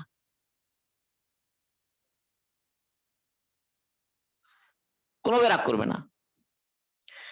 3 নাম্বার হলো যে দয়া থাকবে তার অন্তরে, তাদের জন্য দয়া থাকবে। 4 নাম্বার হলো সে বিনয়ী হবে, বিনয় থাকবে। এই 4টা খুব গুরুত্বপূর্ণ। বিনয়ের কথাটা আমি কেন বলছি, বেশিরভাগ ক্ষেত্রে ঘরের মধ্যে যখন অধিকাংশ দিনের উপর চলে না, 2-1 জন দিনের উপর উঠে, এরা আত্মগর্বে ভোগে। মানে নিজের নিজের ইলমি দুর্বলতা বা আমলি দুর্বলতার কারণে নিজে আত্মগর্বে ভোগে, অন্যদিকে সে গোমরা ভাবতে থাকে আমি খুব আমলওয়ালা, আমি খুব ইমানদার, এসব ফাসেক, এরকম সে ভাবতে থাকে। তাহলে এই ভাবনার কারণে তার মধ্যে বিনয় থাকে না, বরং তার কথায় আচরণে অহংকার থাকে। সে যে মসজিদে যায়, সে আমল করে, সে গুনাহ করে না, এটা একটা অহংকার তার আছে, তার কথায় তার আচরণে সে বুঝায় যে আমি ভালো, আমি তোমাদের থেকে সৎ, আমি ভালো, আমি আমলদার, ইত্যাদি ইত্যাদি। না, অন্তর থেকে তার বুঝতে হবে যে আমার এই ফ্যামিলি, আমার পরিবার, আমার বাবা মা, তাদের থেকে আমি এসেছি, আমার আব্বা আম্মা, তাই অনেক অবদান আমার গুলো সব নাকি তারাও পাচ্ছেন, এবং তারা যখন আগে বাড়বেন দিনের ক্ষেত্রে, তারা আমাকে ছাড়িয়ে অনেক দূর এগিয়ে যাবেন, বরং আমি কিছুই করছি না। তো এই বিনয়, বড় ভাই বড় বোন থাকে, এদের সাথেও বিনয়, কথাবার্তায় বিনয়ী হওয়া চায়। মানে এমন ভাবে হুকুম করছি, আদেশ করছি, এমন ভাবে তাদেরকে দিনের কথাগুলো বলছি যে আমার কি গর্ব রে, আমি কত আমল করি, ইত্যাদি ইত্যাদি। সবাইকে কথাবার্তা এমন ভাবে বলা যায় যে সবাই জাহান্নামে যাচ্ছে, মানে কোন নসিহত করার সময়ও খুব কঠোর ভাবে বলতে থাকে যেন এই তো এদের জন্য জাহান্নাম ওয়াজিব হয়ে গেছে, নাউজুবিল্লাহ। তো এরকম করা যাবে না, ধীরে ধীরে আগাইতে হবে।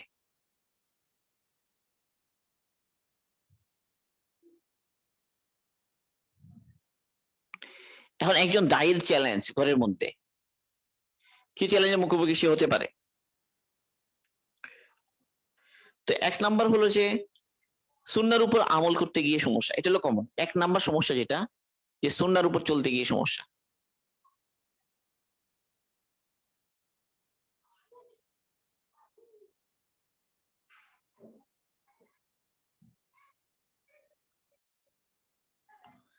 এটা আমি বোঝাতে চাচ্ছি যে একজন দাঁড়িয়ে রেখেছে, লিবাস পরিবর্তন করেছে। তো সুন্নাহর মধ্যে একটা জিনিস মনে রাখতে হবে যে সুন্নাহর মধ্যে দুইটা দিক আছে, একটা হলো মানে সুন্নতে ইবাদত বা সুনানি হুদা বলা হয় এটাকে, একটা হলো সুনানে গায়রে হুদা বা সুনানে আদত বলি আমরা, সুন্নতে আদত। সুন্নতে মুআক্কাদা, যেমন আমি যদি বলি যে দাড়ি রাখা, এটা তো ওয়াজিব, এবং এটা আমি সুনানি হুদার মধ্যে ধরলাম। সুনানের আদতের মধ্যে একটা হলো যে ধরো যে বাবরি রাখা, তারপর হলো পোশাকের যে সুন্নাহ।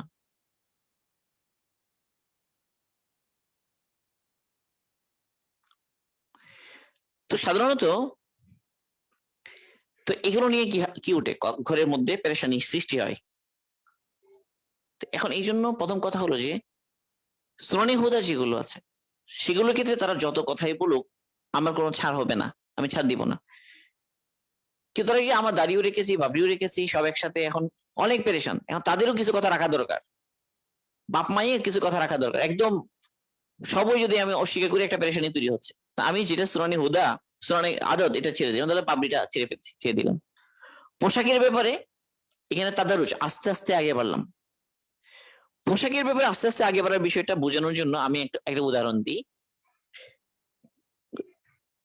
একজন ধরা যাক যে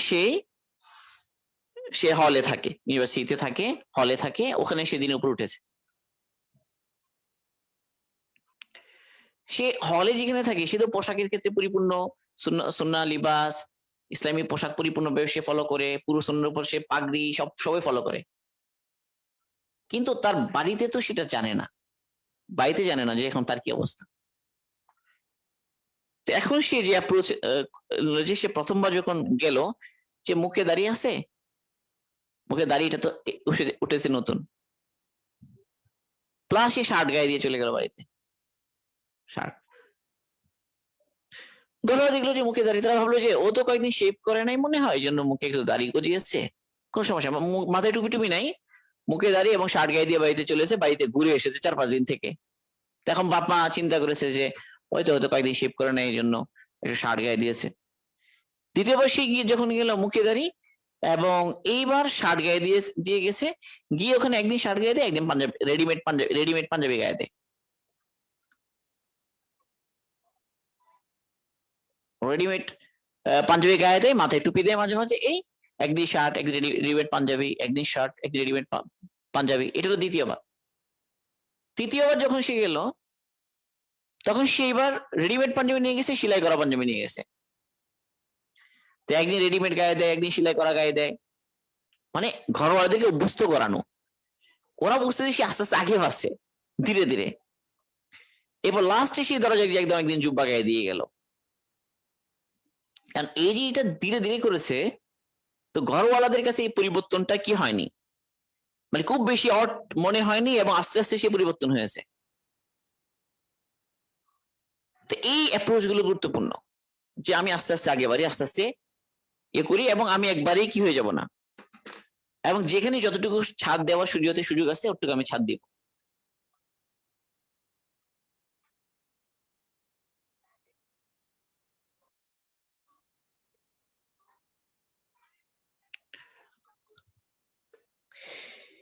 এরপর যেটা অসুবিধা হয় যে এই সময় সুন্নাহর উপর ওঠার পরে কিছু পেরেশানি আসে, মানে বাবা মা পেরেশান করে, তার সাথে খারাপ আচরণ হয়, রূঢ় আচরণ হয়, সিনিয়ররা কটু কথা বলে, আত্মীয় স্বজন নানা কথা শোনায়, সে পাগল হয়ে গেছে। এবং বেশিরভাগ ক্ষেত্রে যেটা হয় যে তার পড়াশোনা হবে না, এটার একটা ধারণা সবার মাথায় আসতে থাকে, সে আর পড়াশোনা করবে না, সে তো সব ছেড়ে দিবে। এটা হলো তাদের বাপ মায়ের বড় কনসার্ন হয় এই সমস্ত জায়গায়। এবং আরেকটা হলো যে সে কোনো মুসিবতে পড়ে কিনা,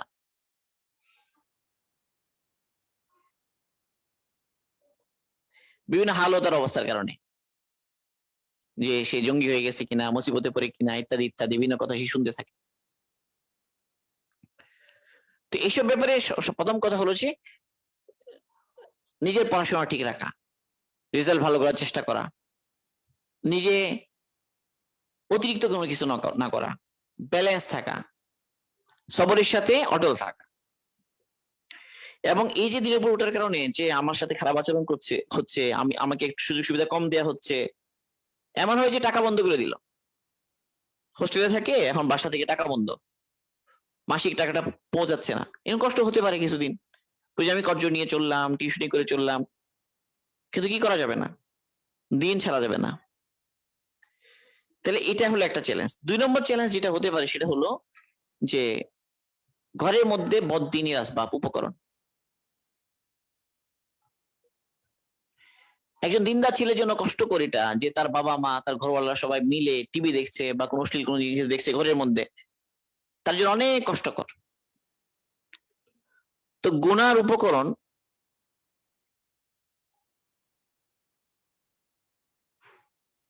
এই ব্যাপারে কখনোই এগুলো ভেঙে ফেলা, তাদের দিল তৈরি করার আগে এগুলো ভেঙে ফেলা, এগুলোর উপর চড়া হওয়া, এই সমস্ত কাজ করা যাবে না। কারণ এগুলো যেটা হবে যে একটার পরে আর 10টা আসবে।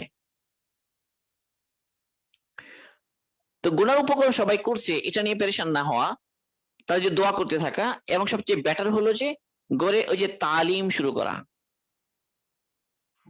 কোন দিনই কিতাব থেকে পড়া শুরু করা, এমন কিতাব সিলেক্ট করা যেটার মধ্যে মোটিভেশনাল কি আছে, ক্যাপাবিলিটি আছে, এমন কিতাব যেটা মোটিভেট করতে পারে। যে কোনো জায়গা থেকে যে কোনো হাদিস পড়লেই তো কি হবে না, তার দিল গলবে না, দিল গলবে, দিল তৈরি হবে আমলের জন্য, এই ধরনের কোন তারগিব এবং তারহিব মূলক কিতাব পড়তে হবে। তারগিব মানে আমলে উৎসাহ দেয়া, তারহিব মানে ভয় দেখানো, ভয় সৃষ্টি হওয়া। এটার জন্য অনেক গুরুত্বপূর্ণ কিতাব আছে, এর মধ্যে একটা উৎকৃষ্ট কিতাব হলো ফাজাইলে আমাল। ফাজিলা আমাল একটা মোটিভেশনাল বুক। তো মোটিভেশনাল বুক যেহেতু, এখানে মোটিভেশন করার মতো উপাদান আছে, বিনোদিনদাদের কিচ্ছা আছে, এরপর হলো ফাজাইল আছে, প্রচুর উৎসাহমূলক হাদিস আছে আমলের ব্যাপারে। এবং অনেক ক্ষেত্রে রেগুলার যদি গুরুত্বের সাথে তালিম চলতে থাকে, অবশ্যই এটা একটা প্রভাব পড়ে। রিয়াদুস সালিহিন হতে পারে, এই ধরনের কোন একটা কিতাব ঘরের মধ্যে পড়া, একটা সময় নির্দিষ্ট করে ছোটদেরকে নিয়ে পড়া, বড় আওয়াজে পড়া, তো তাদের কানে যাক কথাগুলো। রেগুলার যদি আমল চলতে থাকে, তো ইনশাল্লাহ আস্তে আস্তে ঘরের মধ্যে একটা পরিবেশ তৈরি হবে, তাদের দিল আস্তে আস্তে গলবে এবং তারা আমলে উৎসাহিত হবে। এবং এটা একদিন করলে 2 দিন করলে হবে না, লাগাতার করতে হবে, প্রতিদিন করতে হবে।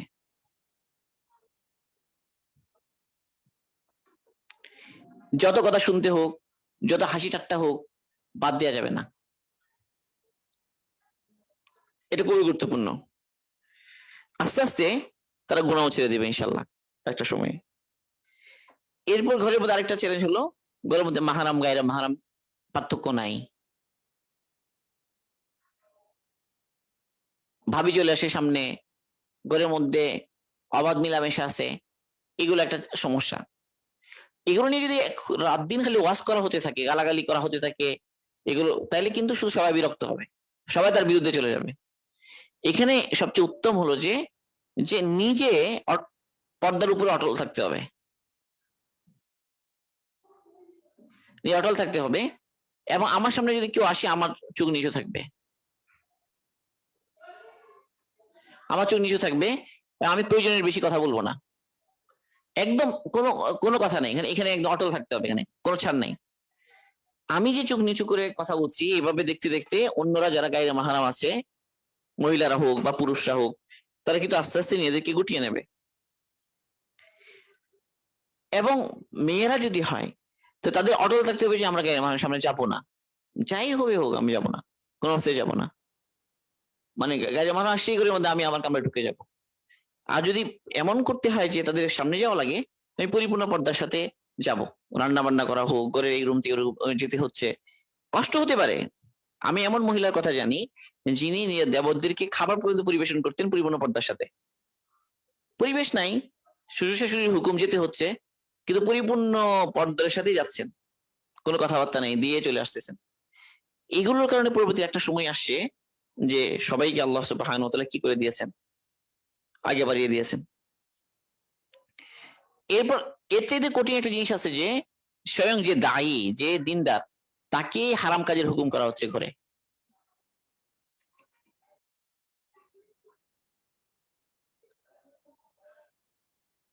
এটা একটা মহা সংকট, এরকম একটা বিষয়। মা বাবা তাকে বলছে তুমি এই হারাম কাজটা করো, এই অন্যায়টা কাজটা করো।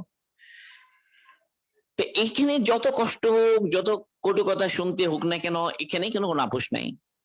এখানে কোনো আপোষ নাই যে তাদের কথায় আমি হারাম কাজ করব। কারণ এখানে তাদের মাথায় এটা ঢুকিয়ে দিতে হবে যে পরিস্থিতি যাই হোক, যে আমি আল্লাহ পাকের হুকুমের খেলাফ কারো কথা শুনতে পারবো না, এর অটল থাকতে হবে। লা তাআতা লি মাখলুকিন ফি মাসিয়াতিল খালিক। আমিও দুই একবার যদি তাদের কথায় রাজি হয়ে যাই, তাহলে কিন্তু আমি দুর্বল হয়ে যাব, আমার দাওয়াত দুর্বল হয়ে যাবে। কোন অবস্থাতেই আমি এইখানে আপোষ করব না। এরপর লাস্ট আরেকটা চ্যালেঞ্জ, বিশেষ করে ছেলেদের জন্য এই চ্যালেঞ্জটা, যে ঘরের মধ্যে আই ইনকাম হারাম। ঘরের কর্তা, তার আই ইনকাম হারাম।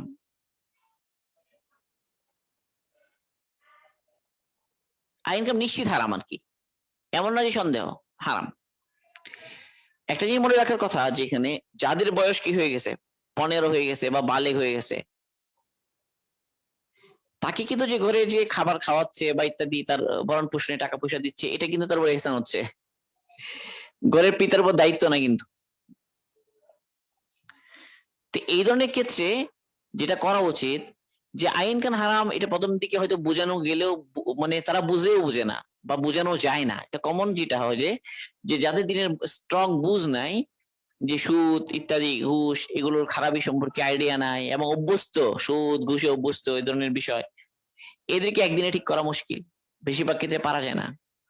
তো এখানে কিন্তু একটা সবরের জায়গা, সবরের জায়গা। এখানে যেটা করার দরকার হলো, সেখানে সে এখন তার বিকল্প কোনো আয়ের চিন্তা করবে। বাসায় জানাবেন না, জানাতেই হবে সবসময় তা না, সে বিকল্প আয়ের একটা ইয়ে করবে, একটা টিউশনি করলো ধরা যাক, এবং সে নিজের খরচটা দিতে থাকবে।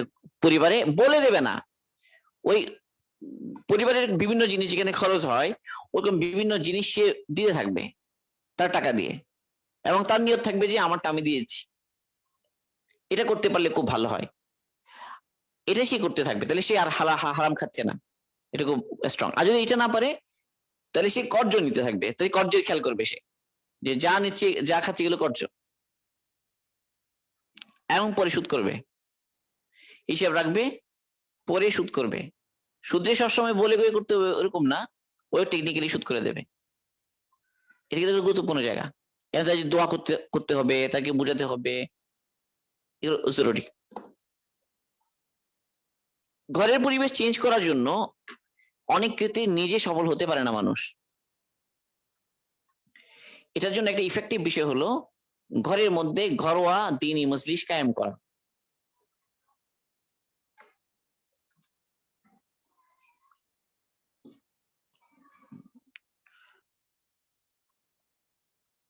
ঘরোয়া দ্বীনি মজলিস, কোন আল্লাহওয়ালা আলিমকে দিয়ে ঘরের মধ্যে বয়ান করানো।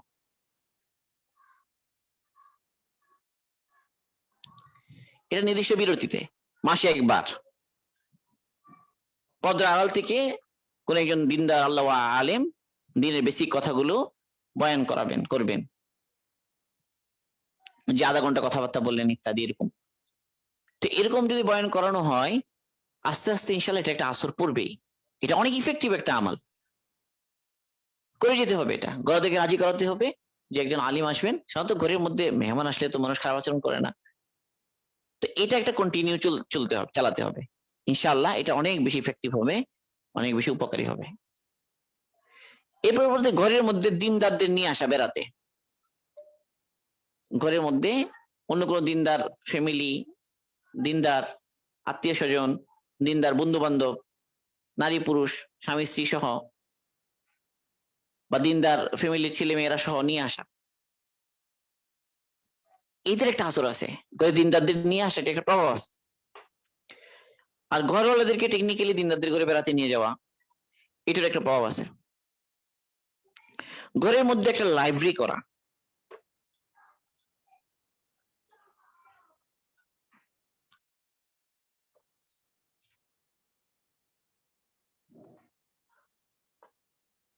ঘরের মধ্যে একটা লাইব্রেরি করা, নিজের পার্সোনাল লাইব্রেরি, দিনী কিতাবাদি রাখা ওখানে।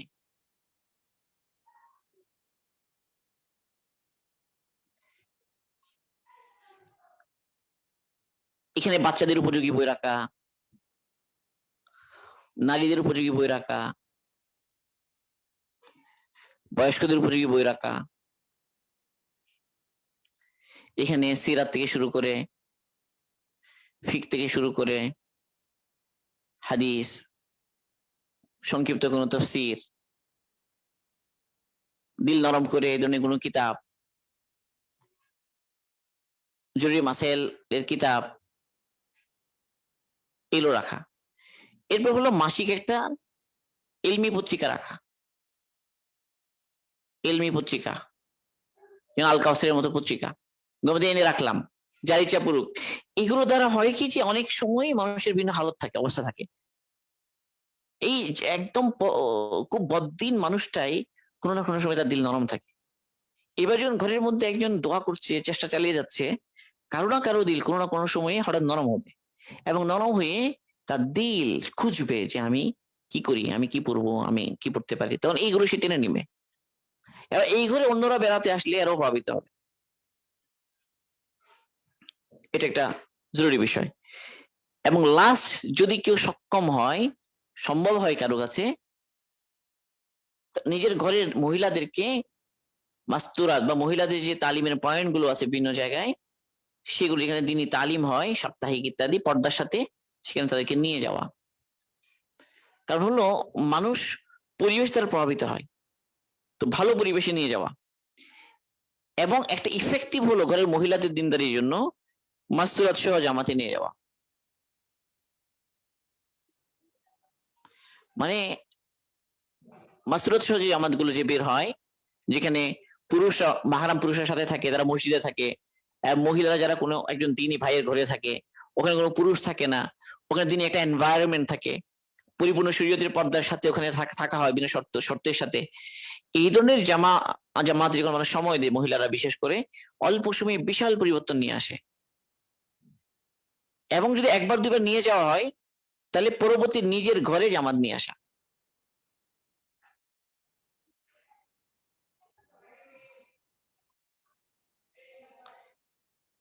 নিজের ঘরে জামাত আনা, আলহামদুলিল্লাহ দেখা গেছে যে অনেকেই নিজের ঘরের পরিবেশ ঠিক করতে পারছিল না অনেকদিন, অনেক চেষ্টা করেও, অনেক মেহনত করেও একবার দুইবার জামাত আসার কারণে পুরো ঘরের পরিবেশই পাল্টে গেছে, নিজামই পাল্টে গেছে। অনেক কঠিন জিনিস, জটিল জিনিস, যেগুলো কঠিন মনে হচ্ছিল, কেউ মানতেছিল না, অনেক সহজেই সবাই অভ্যস্ত হয়ে গেছে।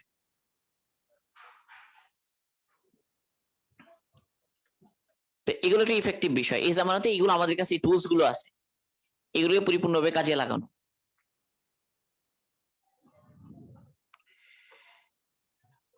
এর পাশাপাশি আমরা যারা দায়ী হব, আমাদের কতগুলো কাজ আছে ঘরে। এক হলো যে তাদের পিছনে খরচ করা। কারণ হলো আমি যদি তাদের পিছনে খরচ না করি, তাদের জন্য খরচ করা, পরিবারের জন্য খরচ করা, এটা গুরুত্বপূর্ণ। আল্লাহ রসুল বলছিলেন যে ইবদা বিমান তাউল, এক সাহাবী বলছে, হে আল্লাহ রসুল, আমি কোথায় দান করবো? আল্লাহ রসুল বললেন, তুমি তোমার পরিবার পিছনে আগে খরচ করো, তাদের দিয়ে শুরু করো। 2 নম্বর হলো শরীয়ত তাদের জন্য আমার উপর যে হক গুলো রেখেছে, হকগুলো আদায় করা। আমি হক আদায় করবো না বা নসিহত করবো, ওয়াজ করবো, তো আমি তো ভণ্ড হয়ে যাবো তাদের কাছে, তারা আমার দাওয়াত কবুল করবে না। তাদের সাথে মজা করা, হাসি, জায়েজ যে হাসি কৌতুক ইত্যাদি এগুলো করা, সবসময় নসিহত করে না বেড়ানো। চার হলো তাদের জন্য তাদেরকে সময় দেয়া, গল্প করা, সময় দেয়া।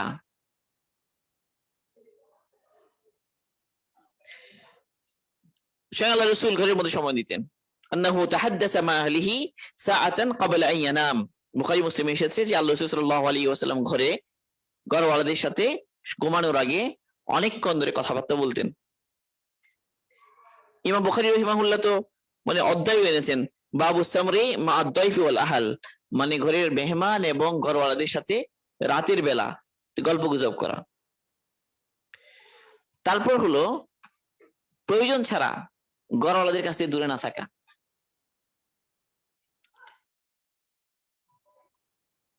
ঘরে সময় দেওয়া, ঘরওয়ালাদের থেকে দূরে অবস্থান না করা, বিশেষ করে স্ত্রী যারা বিয়ে করে তাদের জন্য উচিত না যে পরিবার থেকে বেশি দূরে দূরে থাকা। 5 হলো বেশি দূরে না থাকা।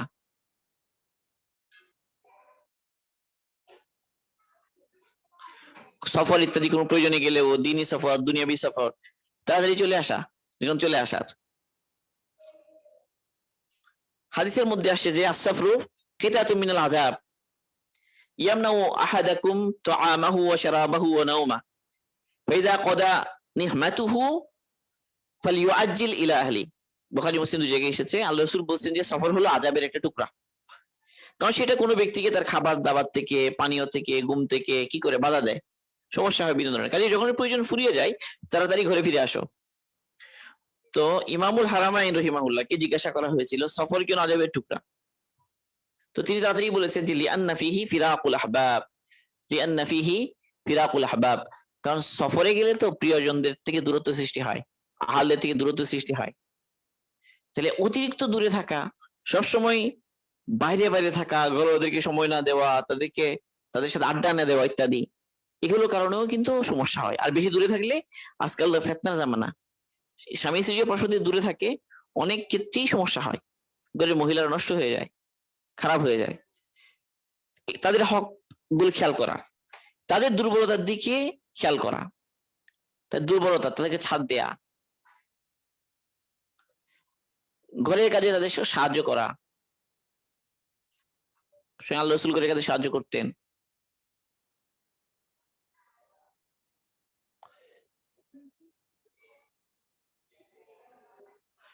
সহযোগিতা করা,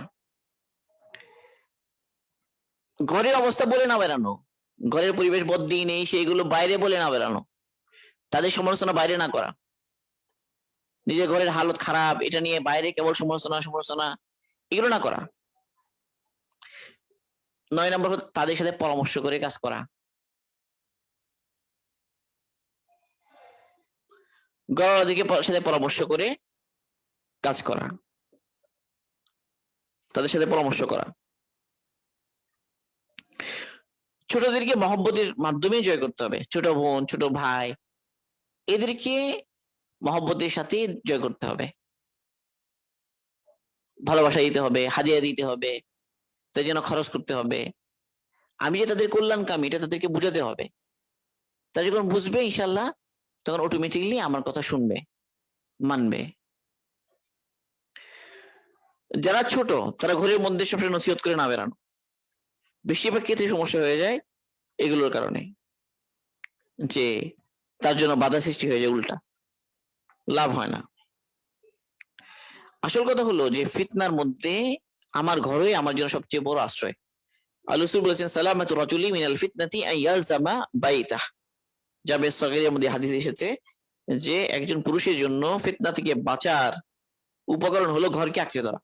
ফিতনার সময় কিন্তু বাইরের পরিবেশ সব নষ্ট হয়ে যাবে, এখন নষ্ট হচ্ছে সব বাইরের পরিবেশ। তো এই জন্য আমার ঘর হলো আমার নিরাপদ, ঘরের মধ্যে আমি ফিতনা থেকে বেরিয়ে থাকতে পারবো, বাইরে অশ্লীলতা, বেহায়াপনা ইত্যাদি ইত্যাদি, ঘরে থাকবো নিরাপদ। এখন ঘরে যদি অশ্লীলতা থাকে, বেহায়াপনা থাকে, তাহলে তো আমার জন্য অনেক সমস্যা হবে। এরপর হলো যে যারা এখন বিয়ে করে নাই, তো তাদের জন্য প্রথম কাজ হবে যে একটা দিনদার মেয়েকে বিয়ে করা। মেয়ে যদি হয় দিনদার ছেলে, দিনদার পাত্র পাত্রী। তাহলে আমি শুরুতেই আমার ঘরের বুনিয়াদ ঠিক করে দিলাম।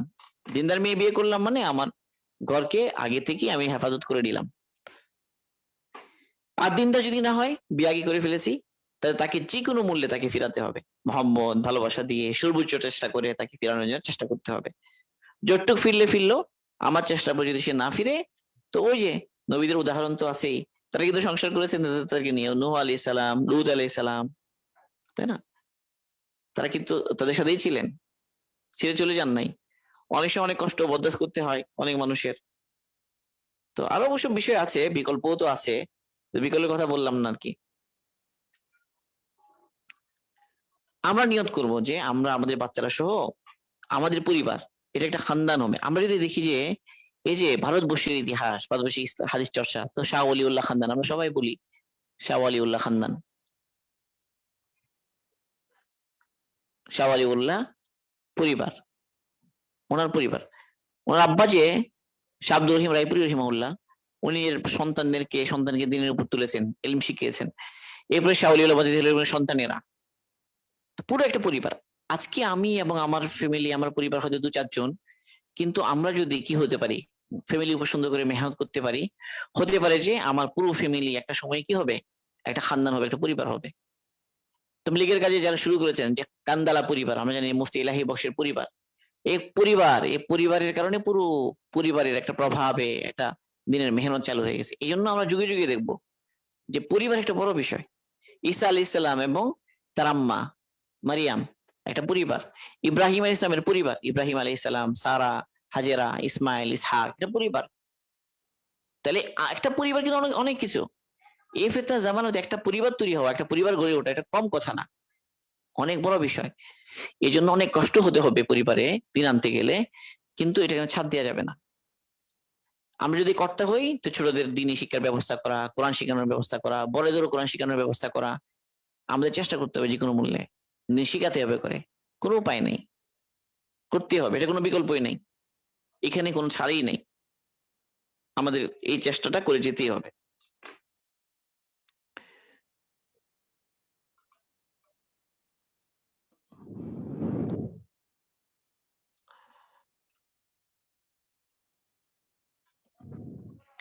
এবং সবচেয়ে শেষ কথা হলো যে দোয়া, রব্বি জাআলনি মুকিমাস সালাতি ওয়া মিন যুররিয়াতি রব্বানা ওয়া তাকাব্বাল দুআ, রব্বানা হাব লানা মিন আজওয়াজিনা ওয়া যুররিয়াতিনা কুররাতা আয়ুন ওয়াজআলনা লিল মুত্তাকিনা ইমামা। নিজের পরিবার বর্গের জন্য দোয়া করা, পরিবারের স্পেসিফিক পার্সনের জন্য দোয়া করা, পরিবারের মধ্যে কাউকে টার্গেট করা আগে, কেউ একজন আমার জন্য সহযোগী হয়ে যায়। মুসা আলাইহিস সালাম তার ভাই হারুনের জন্য দোয়া করেছেন, নবুয়তের জন্য দোয়া করেছেন, তাকে আমার সহযোগী হিসেবে আল্লাহ আপনি কবুল করুন।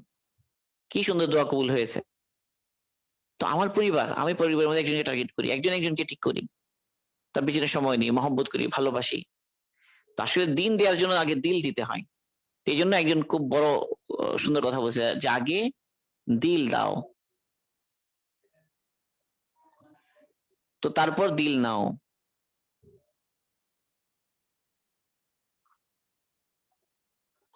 তারপর দিন দাও।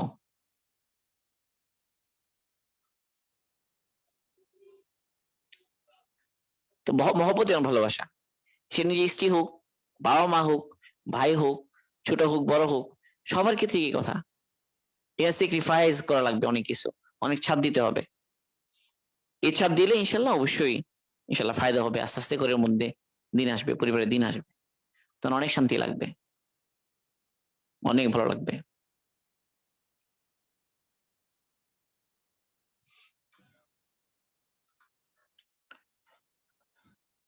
আরো কতগুলো বিষয়, ছোটদের সামনে শরীয়তের খেলাপ কাজ না করা,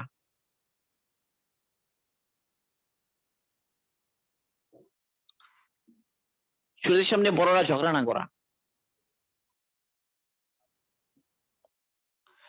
বাবা মা ঝগড়া না করা বাচ্চাদের সামনে, এটা অনেক গুরুত্বপূর্ণ। ছোটদের সামনে গুণা না করা, ছোটদের সামনে মানে ডাবল স্ট্যান্ডার্ড না করা, নসিহত করলাম একটা, আমি করি আরেকটা, এক সময় নসিহত করলাম একটা, আরেক সময় আমি নসিহত উল্টা করলাম, এক সময় বললাম যে তুমি মিথ্যা বলো না, এক সময় মিথ্যা বললাম, ও জেনে গেল। আজকাল তো অনেক বাচ্চারা বাপ মায়ের ব্যাপারে কি সব শোনায়, আল্লাহ মাফ করুক। তো ওদেরকে আমরা নষ্ট করে ফেলতেছি। তো ছোটদের সামনে সবসময় একটা আদর্শ রাখা, ঘরের মধ্যে ওই সমস্ত আমল করা, সালামের প্রচলন, সালাম দেওয়া, ইত্যাদি ইত্যাদি, সুন্নার পরিবেশ তৈরি করা আস্তে আস্তে। তো এর মধ্যে গুরুত্বপূর্ণ হলো যে ঘরের তালিম, অনেক গুরুত্বপূর্ণ, অনেক বেশি গুরুত্বপূর্ণ। ইমাম বুখারী রাহিমাহুল্লাহ একটা অধ্যায় কায়েম করেছেন, যে একটা হাদিস এসেছে লাহু আজরান সালাসাতুন লাহুম আজরান, 3 ব্যক্তির জন্য ডবল নেকি। তো এর মধ্যে একজন এসেছে যে ওই ব্যক্তি যে তার বাদীকে আদব শিখায়, বাদীকে এলিম শিখায়, এরপর তাকে মুক্ত করে দেয়, এরপর তাকে বিয়ে করে, ফালাহু আজরান, তার জন্য ডবল নেকি। তো ইমাম বুখারী ওখানে অধ্যায় কায়েম করেছেন যে বাবু তালিমুর রাজুলি আমাতাহু ওয়া আহলাহু, কোন ব্যক্তির তার বাঁদিকে এবং তার পরিবার বর্গকে এলেম শিখানো, দিন শিখানো। তো ওখানে ফতহুল বাড়িতে ইবনে হাজার আসকালানী রাহিমাহুল্লাহ এই কথা বলেছেন, যে এটার দ্বারা অর্থ হলো যে এটা, যে ইমাম বুখারী তো ওখান থেকে এনেছেন যে বাঁদির কথাটা হাদিসে এসে গেছে, আহাল পরিবার, বাঁদির চেয়ে তো পরিবার আরো বেশি গুরুত্বপূর্ণ, এই জন্য পরিবারের প্রসঙ্গ এনেছেন। যাই হোক, আমরা এখন চেষ্টা করতে থাকি, ইনশাল্লাহ অবশ্যই আল্লাহ পাক আস্তে আস্তে আমাদের পরিবেশ পরিবর্তন করবেন। তাহলে সবর করতে হবে, ধৈর্য ধরতে হবে, ধৈর্য আস্তে আস্তে আগাতে হবে, তাদের জন্য কল্যাণকামী হতে হবে, দোয়া করতে হবে। আল্লাহ পাক আমাদের সবার ঘরের মধ্যে এরকম পরিবেশ কায়েম করে দিন, আমাদের সবাইকে দিনের উপর মজবুত হওয়ার তৌফিক দান করুন এবং আমাদেরকেও দিনের উপর মজবুত হওয়ার তৌফিক দান করুন। সুবহানাল্লাহি বিহামদিহি, সুবহানাকাল্লাহুম্মা বিহামদিকা, আশহাদু আল্লা ইলাহা ইল্লা আনতা আস্তাগফিরুকা ওয়া আতুবু ইলাইক।